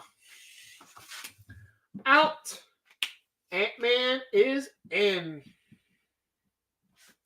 You got Iron Man 3 versus Infinity War. We all know what's winning. Okay? Let's get that out of the way. We all know what's winning. Iron Man 3 is a better movie than people might say. It isn't. To me, it's more of, like I said, it's like The Last Jedi. It does not belong in the MCU. It's a great Shane Black movie because Tony gives up, but like 2 years later, he's back with the Avengers in Age of Ultron. Pepper has the Extremis powers, but we never see it. You do get Trevor, the so-called Mandarin in other films. It's also a Christmas movie. It is not a Christmas movie. Take the aspect of Christmas out, and it's not there anymore. Can you give me a blanket? I'm so cold. Oh, I know you're cold. You know how I know? Because we're connected. And he just drives off. That's a great line. Actually, that kid is the kid who's just like the young man who's just kind of by himself at the end of Endgame. And I was like, who the hell is that? Oh, it's Harley. That's who it is from Iron Man 3. It's a little kid in the shed. This is a fun movie, man. It's a great. I mean, you could get Happy Hogan just being a glorified head of security, like just going, "Hey, man, where's your badge?" Because we all know that fucking Tushka. I know you know that guy from the military. Hey, man. Okay, we're on the outside of the pocket. Okay, now we're good.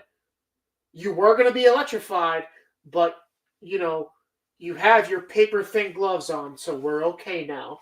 The bureaucrats can fucking live another day. We all know that guy. Infinity War is moving on. It's not even a question. So I'll just put IW. You got Doctor Strange versus Iron Man next. This is... Let me take a sip real quick.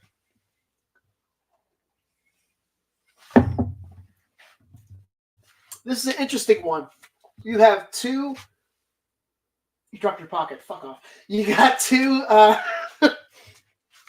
You got two origin stories here, and for what they are, they're both at the same level of origin storytelling.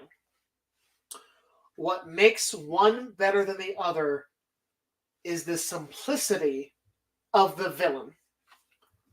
The third act of Doctor Strange is better than the third act of Iron Man because it's just the superhero just bigger. Ironmonger, I think his name is. It's vengeance, just like Ghost Rider. It's just a bigger version. Venom. It's Venom. Just Spider-Man, just bigger. It's exactly what it is. But everything up leading to it is fantastic.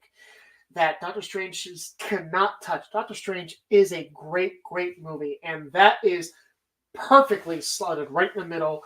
However, Iron Man will always, even if it is number 10, will always remain on my top 10 list because I was dating a girl who was a whore, by the way. On our wedding night, there was a lot of sex involved. You know, I wasn't there. I was. That was some super bad. You want to check that out?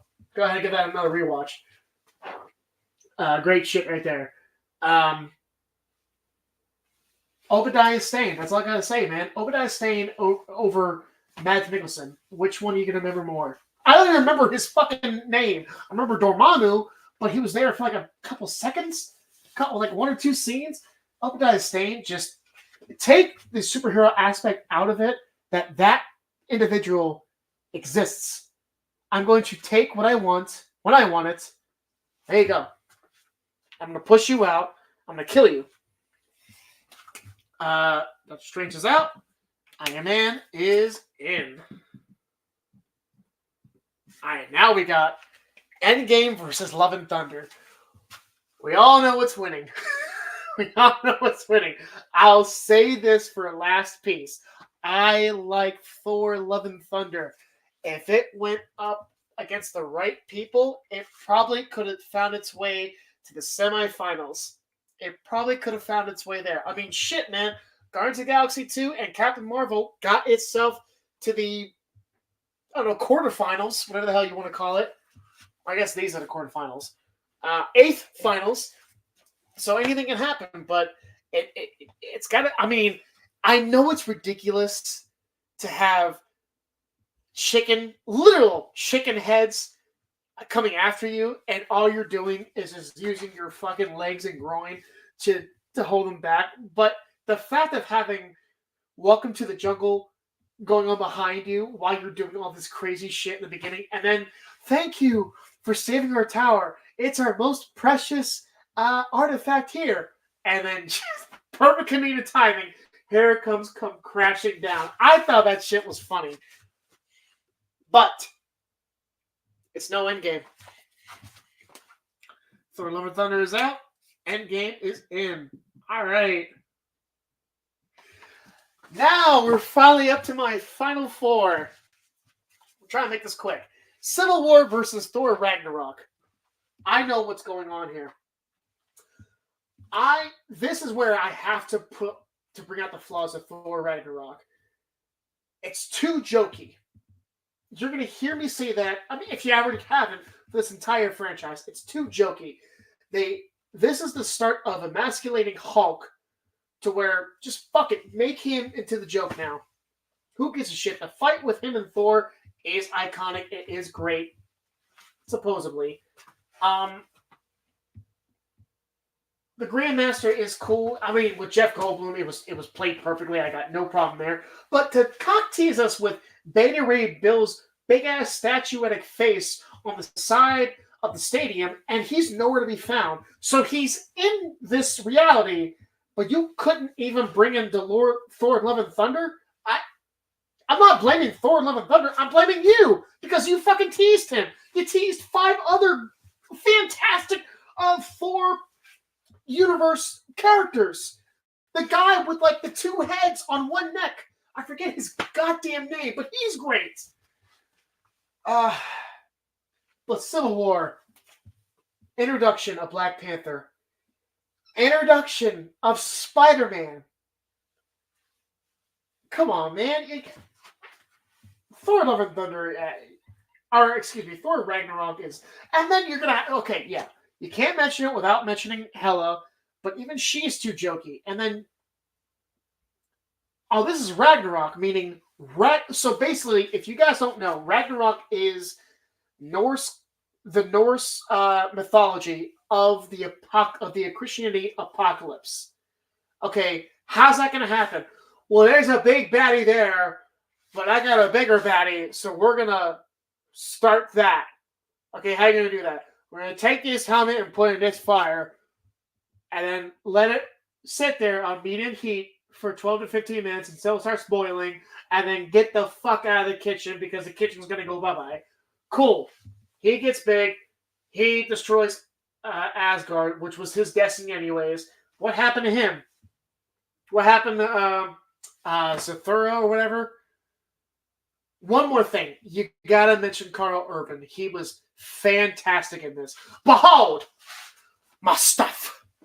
I got these two down in Midgard in a place called Texas. I call this one Des and this one Destroy. Because when you put them together, they destroy. It's so fucking dumb. So goddamn dumb. He knew exactly what that was, what the idea of it was, and he executed perfectly. He's the best part of that movie. Fight me on that. I don't give a shit. Civil War is moving on. After all the praise I gave it. But again, I don't have to defend Civil War against Ragnarok. I think Ragnarok is like the Avengers. It is overhyped. For it to actually make it this far is impressive. But that's random bracket battles. Huh. Alcohol. So you got Captain America versus Avenger versus Age of Ultron. This one is actually a tough one. You have the introduction of the fantastic character. Sorry, I don't know if everyone else heard that. I don't know what the hell that was. Of Vision. You have Ultron himself. The one thing I will say is I kind of wish they would have kept the comic booky and animation of he doesn't move his mouth. I don't like it how he has facial expressions. He is a machine that is unstoppable. He makes Terminator look like a punk bitch because there is no stopping it, because the Terminator is just itself. It is not connected to all. When Ultron was made, they didn't even think about adding him into the satellites and the internet. Now, in the day and age that we have that, even when 2015, when that movie came out, where the internet was vastly woven into a reality, that makes it way more scarier to put him with facial recognition rather than just a blank face of just, this is my mission, this is what's going to happen. I feel like that would have been way more terrifying. But whatever. You get the introduction of Scarlet Witch and, oh my god, Silver, shit. Not Silver Surfer. That's Silverback. God damn it. Pietro Maximoff. I can't remember his fucking name now. God damn it. You get them too. I mean, yeah, Aaron Taylor Johnson is killed off real quick. It is funny how they were married literally a year before, and now they're brother and sister. That is kind of weird. Elizabeth Olsen and Aaron Taylor Johnson. They were married in Godzilla, and now they're brother and sister in this one. Kind of weird. But he looked buff. He looked jacked into Quicksilver. God damn it. Quicksilver. He was great. But show of hands, how bad of a job did Peter Edwards? Did Peter Edwards do a Quicksilver in X-Men Days of Future Past? There you go. There's one. First Avenger is a great, great film. It's not only that, but the score. I forget who did the fucking score. I don't think it was Silvestri. It could have been. I have it. I mean, it's in my... That score is in my phone for, like, best... what's it called? A score soundtrack. Yeah, it was Alan Silvestri. Holy shit. He's on my Mount Rushmore. There's 5 composers. I know Mount Rushmore means 4. There's 5 composers that's on my Mount Rushmore. Alan Silvestri, Hans Zimmer, John Goodman, John Williams, Thomas Newman, and Michael Giacchino. I can't take any one of them off. I'll be here for days. So there's 5 on there. So to have him do that, but then again, the Russo brothers taking over and doing Captain America: Civil War. I don't remember one piece of scoring or composing material from Civil War, but I do remember. I hear right now, First Avenger, Silvestri's First Avenger, Silvestri's First Avengers score in my head right now. But Civil War is way more. It's brilliant storytelling. Dude, at the end, it starts out with Bucky hitting this car and just doing some Winter Soldier shit. And then throughout the whole movie, you get more pieces of it until finally you realize, oh my God, that was Tony Stark's parents. Oh my God, Captain America knew about it and didn't tell his friend because he wanted to protect Bucky. Again, a lot of people say that is just a cop-out, that you've already done that in Winter Soldier. I don't give a shit. Happen it more. It's the reason Captain America is Captain America. Give people a second chance. And that's why Tony is the way he is Tony, because Age Ultron of you can't. We're not talking about Civil War. We're talking about First Avenger. Sorry. But still, I mean, oh man, this is tough. Oh, damn it. I'm going to have to give it to Ultron just because I loved seeing on the big screen the Hulkbuster. That's what gives this the edge. Captain America: First Avenger is a fantastic movie. It's great. Haley Atwell is fantastic as Peggy Carter. She's great in it, but you can only go so far with that movie. Yeah, man, you gotta go Agent. I gotta go Agent Ultron. So Ultron's moving on. Ultron's moving on to the semifinals. That's insane. They got Ant-Man versus Infinity War. Ant-Man's great. But Baskin-Robbins always finds out, don't they?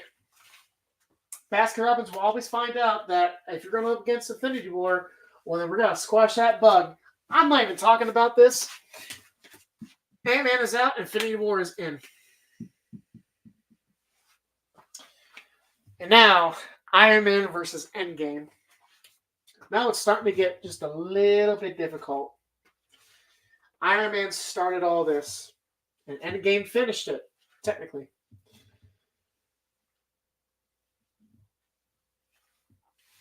There's so many lines in these two films that mirror each other. I don't remember exactly what Tony says, but Tony gets so he's in space with Nebula in the start of Endgame. Captain Marvel takes him, brings him down to Earth. He sees Rogers, and then he sees, God damn it, I can't remember his fucking name. Rhodey? He sees Rhodey, and then all he says is she, and he doesn't get the rest out because here's Pepper running towards him, and he just sees this relief on her, and he says a line, and I can't remember what line it was. Now jump over to Iron Man. He gets off the jet or plane after coming back from being captive. He sees Pepper. Whatever he says to her then, he says the exact same thing in Endgame. It's a brilliant full circle. But not only that, one of the best lines said, an improvised line that he said in Iron Man. But the truth is, he puts it down, and he just goes, fuck it, own it. I am Iron Man. And who would have known, way past Downey, way past Favreau, and any executive in Disney, that line would have meant so much more, the payoff in Endgame. I am inevitable. Bing! Ding! there's nothing there, and then you just see all the glow up there, and you just see Tony Stark just going, and he doesn't know what to say. He just goes, and then you see, I know the line now. Iron Man, fuck off. It's so good. It's so good. Iron Man goes away. Endgame. Without Iron Man, you don't get any of this. Without Endgame, though, you don't get the ribbon on top of this fantastic storyline. Moving on. 4 left, guys. I'm trying to make this as quick as possible. You know what? I'm going to take a quick break. That's my voice. Okay.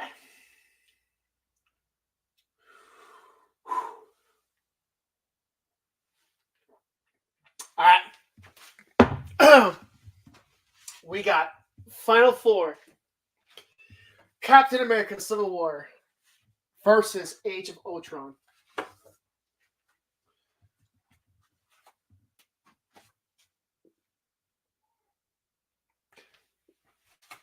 Before Infinity War happened, Civil War was the pinnacle moment of everything that I wanted the MCU to be.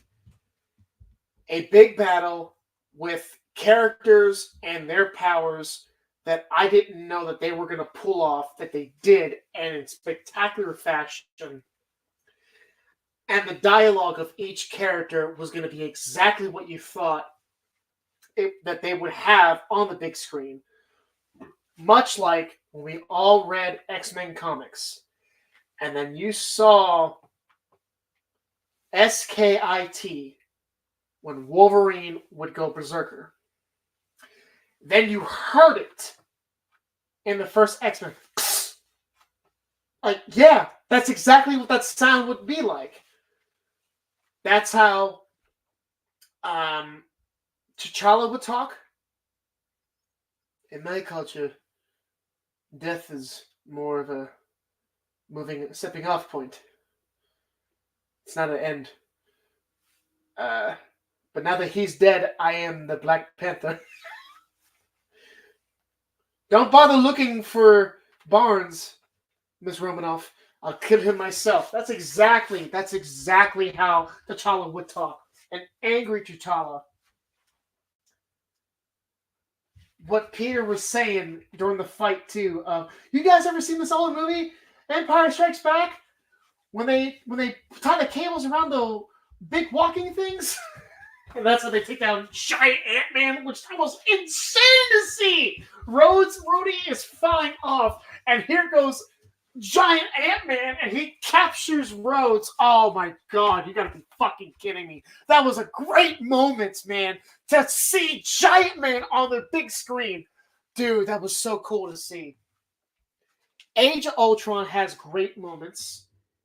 It has great lines of just, well, I was born yesterday, and he just blows Ultron out of here. You get the little goofy laugh of who can pick up Mjolnir, and then you see Steve Rogers move it just ever so slightly, and then fucking Thor goes, oh shit, that didn't just happen. But even then, that's a great payoff for Endgame. So, where did it start? Was Ultron. Civil War is so much fun. Dude, the highway chase. When I believe it's German SWAT. I don't know if they call themselves German SWAT, but you guys know what I'm talking about. When they're going up to Bucky's room, but Steve Rogers is already there, all uniform out, and he's just going, Bucky, you know I'm here. You got to bring yourself in. And he's just going, yeah, it's more running. I get it. What did I do now? I have no idea. I've been brainwashed half my fucking life. He throws the bag out, and he just runs out. And it is kind of stupid how people are shooting, and his shield is the palm of his hand, and the guy just can't. Oh, he's using that as a shield, so there you go. Shoot you in the leg now. Yeah, you're dead. Dude, it's a better movie. It's a better movie all the way through that. You thought Zemo was going to awaken all those super soldiers, but really what it was, he was just trying to kill them. And then once you figure that out, once the movie gives you that detail, it it it follows it up with that isn't a voicemail that Zemo is hearing. That is the only thing he has of his wife. That is the only way. Oh, it's emotional. That is the only way he can communicate to his wife, and it is a fucking one-way radio, and it is the same words every time. That is so romantic. That is so fucking sad. That this is just a dude who broke up the Avengers. When Agent Freeman walks in and was just like, "You trying to break up the Avengers? Didn't work, did it?" And he's just, and Zemo just finally looks up and goes, "Didn't it? Huh?" Freeman has like this really confused look on his face, and yeah, the Avengers are broken up because of that. Everything that happens in Infinity War happens because of Zemo. This is fantastic story writing. Whereas Ultron, the only thing I can think of is you get the Mind Stone out of it, and you get Scarlet Witch. There's nothing really much added to this universe more than what Civil War gave us. So for that, Pen, oh, this hurts me. Ultron is moving out, but Civil War rightly belongs in the finals. But here is the match that we've all been waiting for. Avengers Infinity War versus Avengers Endgame.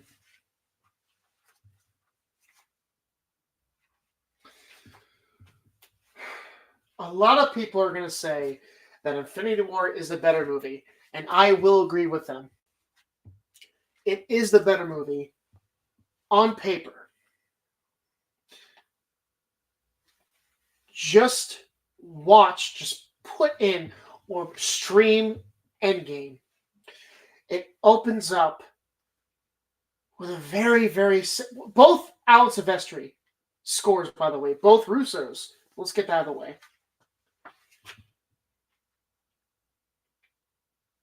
It opens up with Tony still on that ship, on Quill's ship,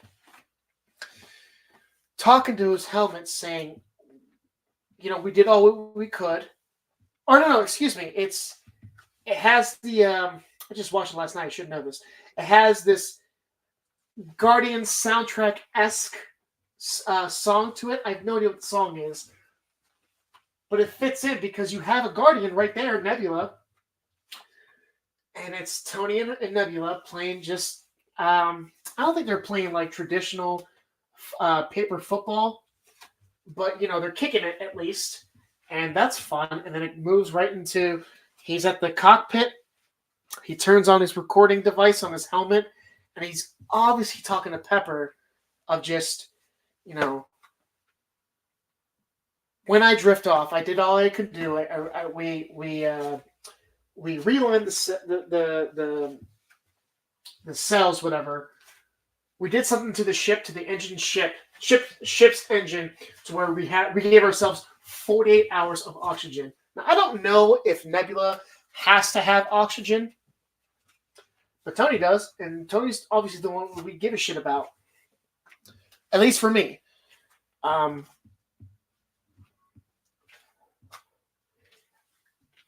Hey, Saul, can you come in real quick?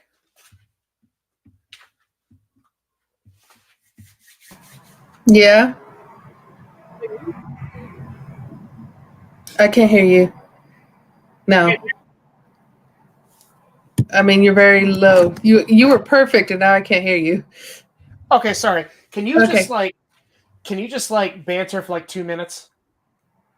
My mom's upstairs, and she just texted me saying you need to come upstairs right now. Can you just give me a second? Sure, go ahead. Thank you.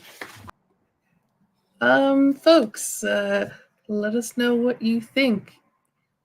We're gonna put this as a pause moment because I'm here in the dark and I don't want to be on screen right now. So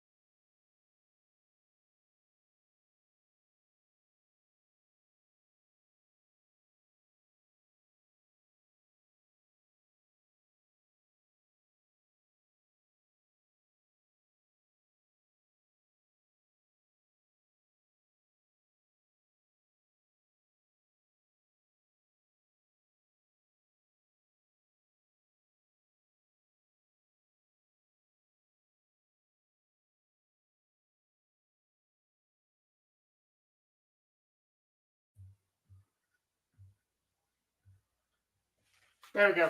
I terribly sorry, folks. Didn't mean to do that. Moving on.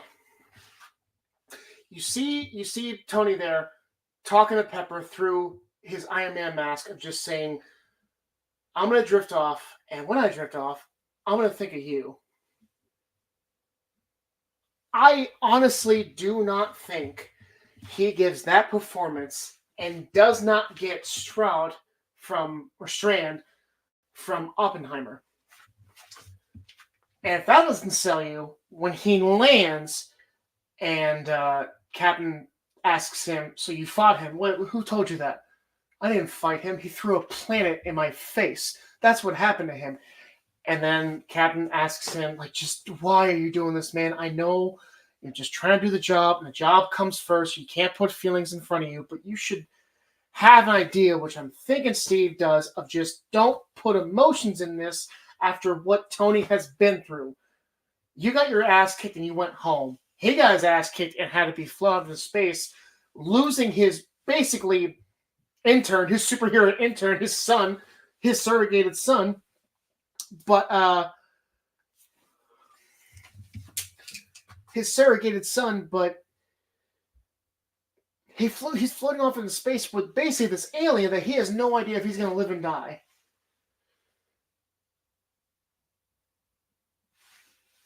He asks Tony, did he give you any coordinates, any clues of what was going to happen? No, I don't have any clues for you. I ain't got any coordinates from you.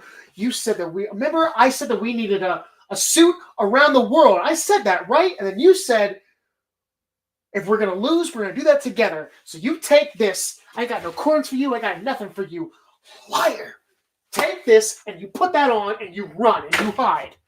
Without that, he doesn't get the career that he has going on for him now as Strahd with Oppenheimer.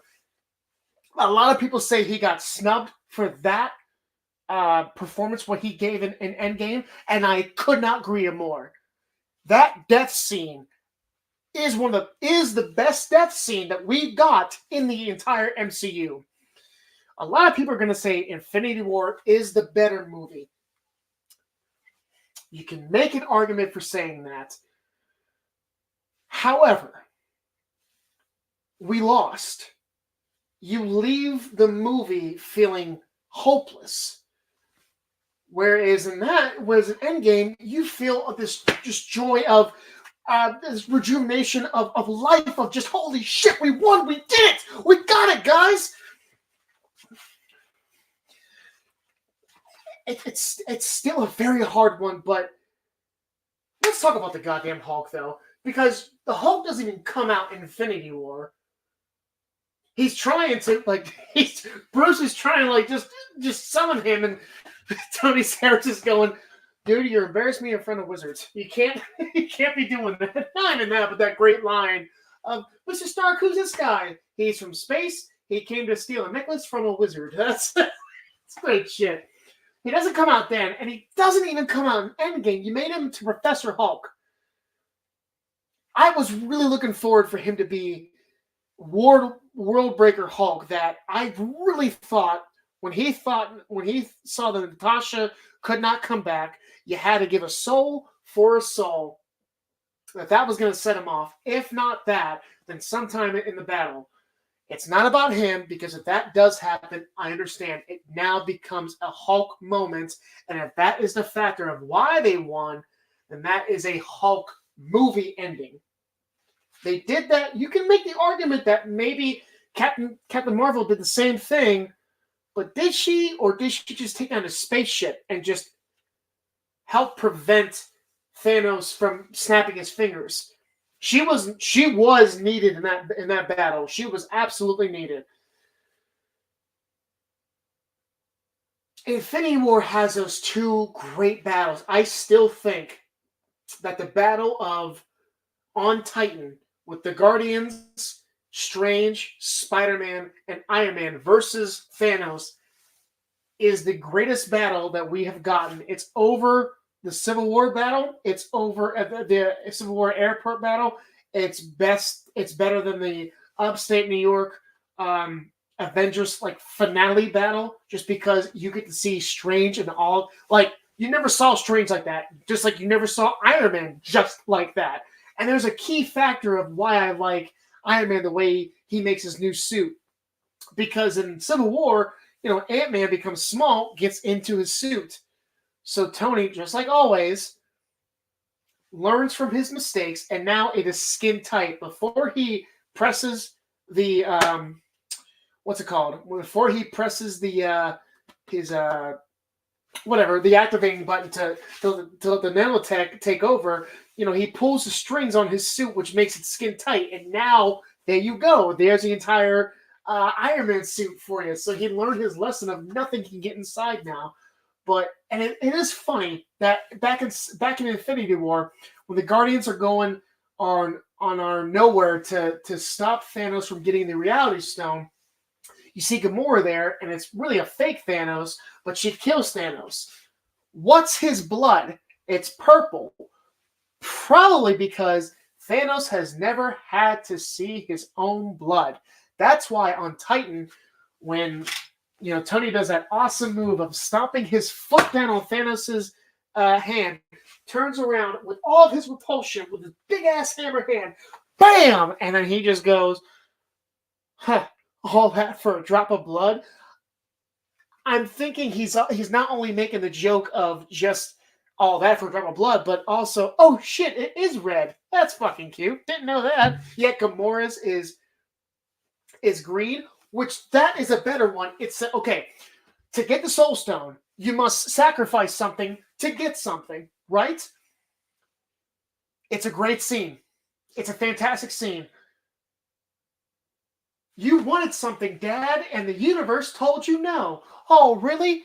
Tears? You're going to cry over it? And there's Red Skull going, they're not for him.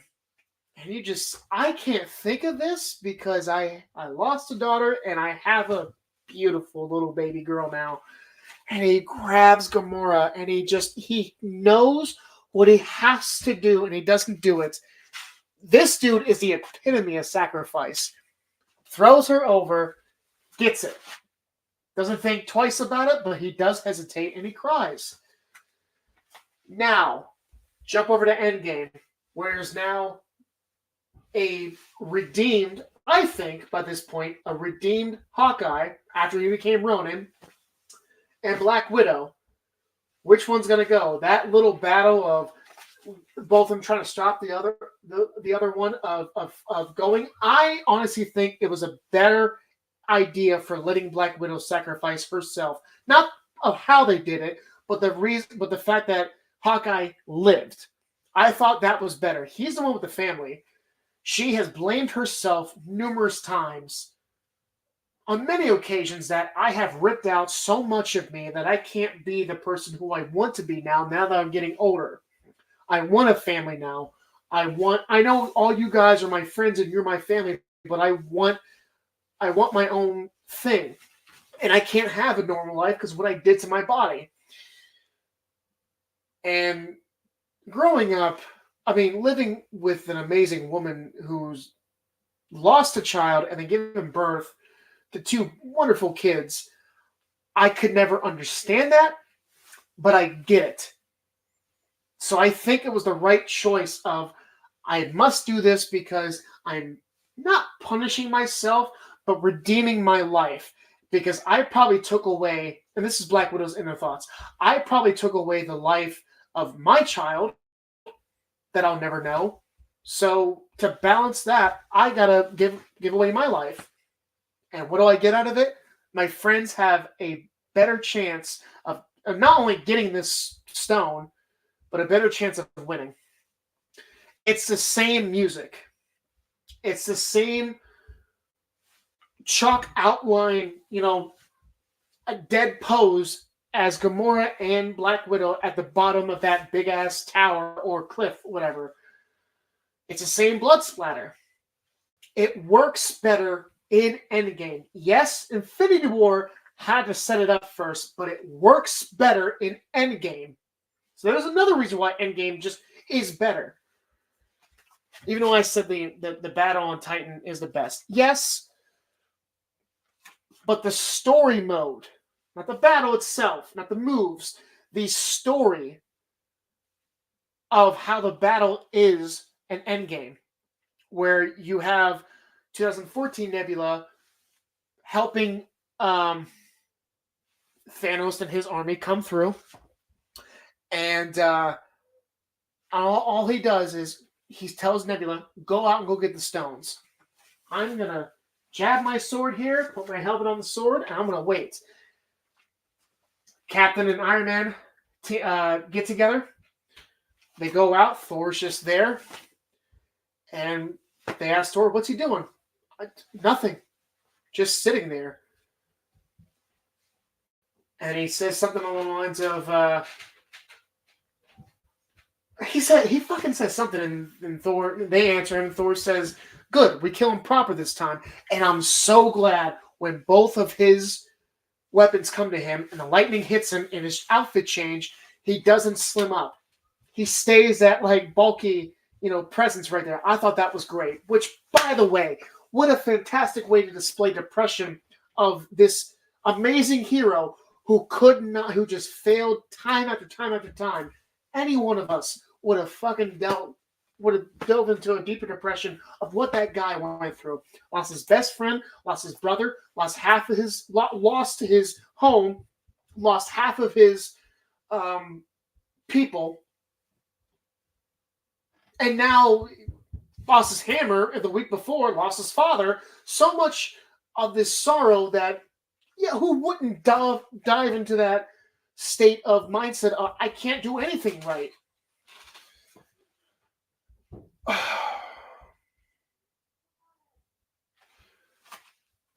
Endgame just is more of a wholesome film, more of a completed film. Because walking out of the theaters, you just got introduced to Spider-Man, you just got introduced to Black Panther. You knew they were coming back. So we were all leaving the theater of, oh my God. But we all knew that they were coming back. We all probably had an idea that these actors had these contracts. Versus Tony's dead of a fantastic death scene. Dude, when he figures out, before I even get to that, when he figures out time travel, he just sits down, shit! And his little daughter goes, shit! You can't be saying that. That's Mommy's word. She coined it. What are you doing, Daddy? I'm figuring out some important shit. What are you thinking about? Juice Pops? That's extortion. That's exactly what I was thinking about. Juice Pops. He goes in there, he puts her down, and then she says, I love you 3,000. Wow, 3,000. As he closed the door, go to sleep, I'll sell all your toys. That's so a line I would fucking say to my kids. Goes downstairs, says, Morgan just told me she loved me 3,000. You landed somewhere in like the low 500s, top 400s, era. And he's just looking at that schematic, that 3D schematic, and they have like this incredible improv back and forth of Downey and Paltrow. What you're reading? Compost. What's new in Compost? And before she gets a word out, figured it out. Time travel. Part of me wants to see where this goes. Another part of me wants to put it in the box, lock it, throw it into the lake, go to bed. And just like any great wife, Pepper looks right at him and says, will you be able to rest? Jump forward. Oh, this is so fucking hard to get out. Jump forward to where he snaps his fingers and he's laying down there. And Rhodey says goodbye to him. Peter says goodbye to him. And Pepper goes up to him and says, Tony, look at me. We're going to be okay. And I feel like what she's saying is, me and your daughter are going to be okay. That's me. But the population of everyone who's watching that movie is probably going, the world's going to be fine. You did your part. You don't need you anymore. And then she says, "You can rest now." And that's when he fucking dies. What's a better death scene? That or when Spider-Man's spider sense is figuring out before he is that, oh my god, I'm gonna ash away, which is a great death scene. You knew he was coming back, though. You knew he was coming back.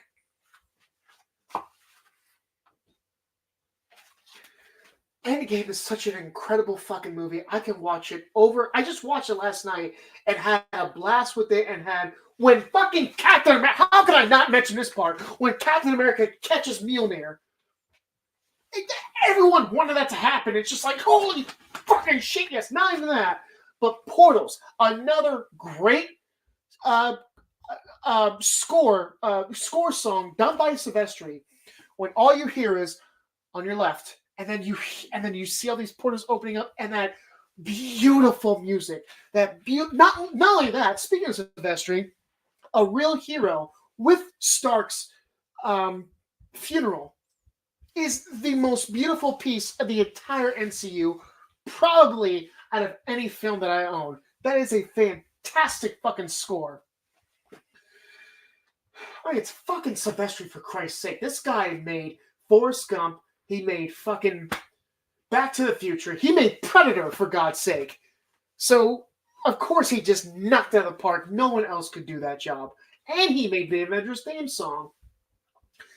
But when Pepper, at the funeral, when Pepper puts down the wreath, and the wreath says, proof that Tony Stark has a heart.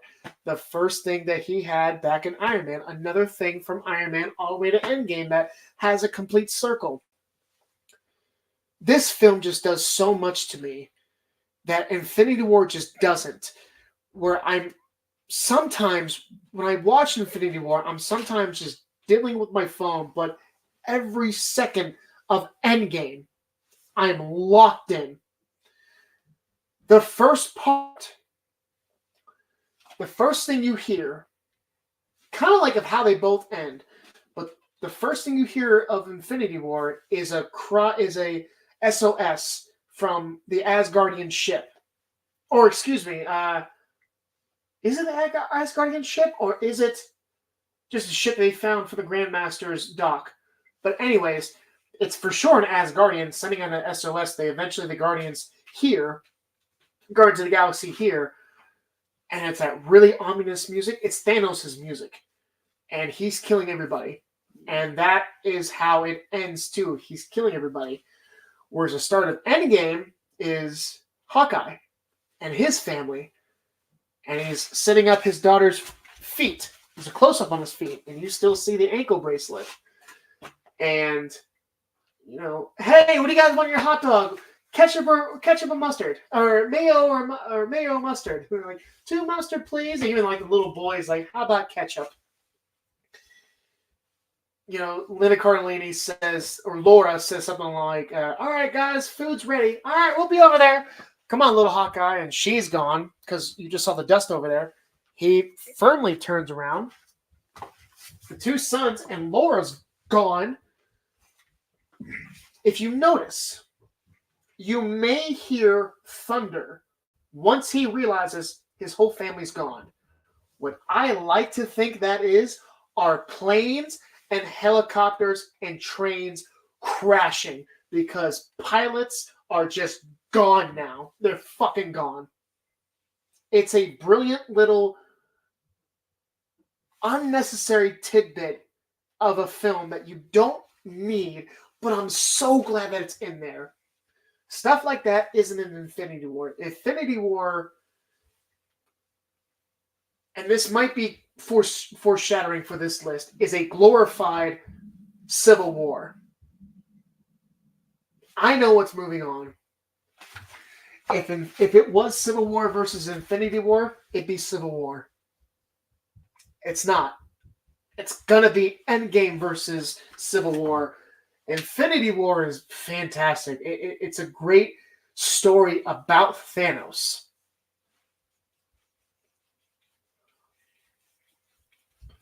You don't have those beautiful moments without the tragedy of Infinity War. Right. Just like, what's the point of doing all those flips at the Olympics unless you don't stick the landing? Those flips don't mean shit if you don't stick the landing. They did. Meaning it complements both now. But it doesn't mean shit if you don't end it right. So Infinity War is out, and Endgame is moving on. I could talk for another hours. Tushka says Infinity War did all the hard work while Endgame and all the glory. Scotty Pippen. You dirty dog, you. That's that. All right. I just watch Infinity War next week. Watch Endgame and tell me which one was more emotional. Which one gave you more gratification. I'm sure you're gonna say Infinity War, but just give. I think what people think of as the biggest moments. It's the little details that make Endgame fantastic. Endgame versus Civil War. Really, what I wanted to do for this whole list was to put this Infinity War up against Endgame. You know what? It made to the semifinals, and that's good enough. Civil War is great. It's a fun movie. It's one of the best movie experiences I ever had. Endgame is the most fun experience I've ever had.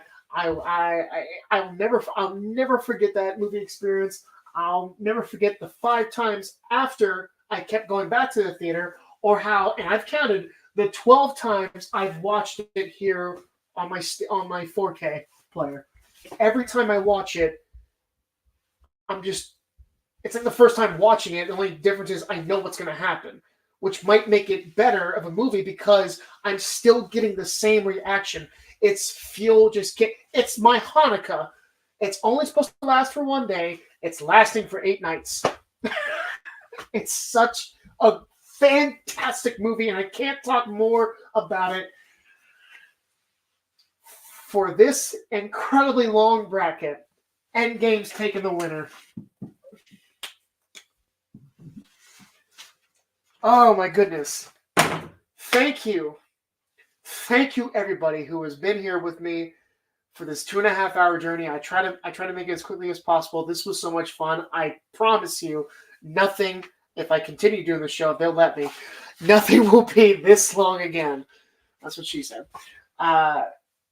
Next time I'm going to let someone else pick the theme, and I'll do my best of letting that play out. But I've always wanted to do something to do with the MCU, because there's a lot to do with the MCU: characters, villains, battles, so on and so forth. So thank you all very much, and I will see you later. This is C3PDD signing off. I'll see you next week on Random Bracket Battles.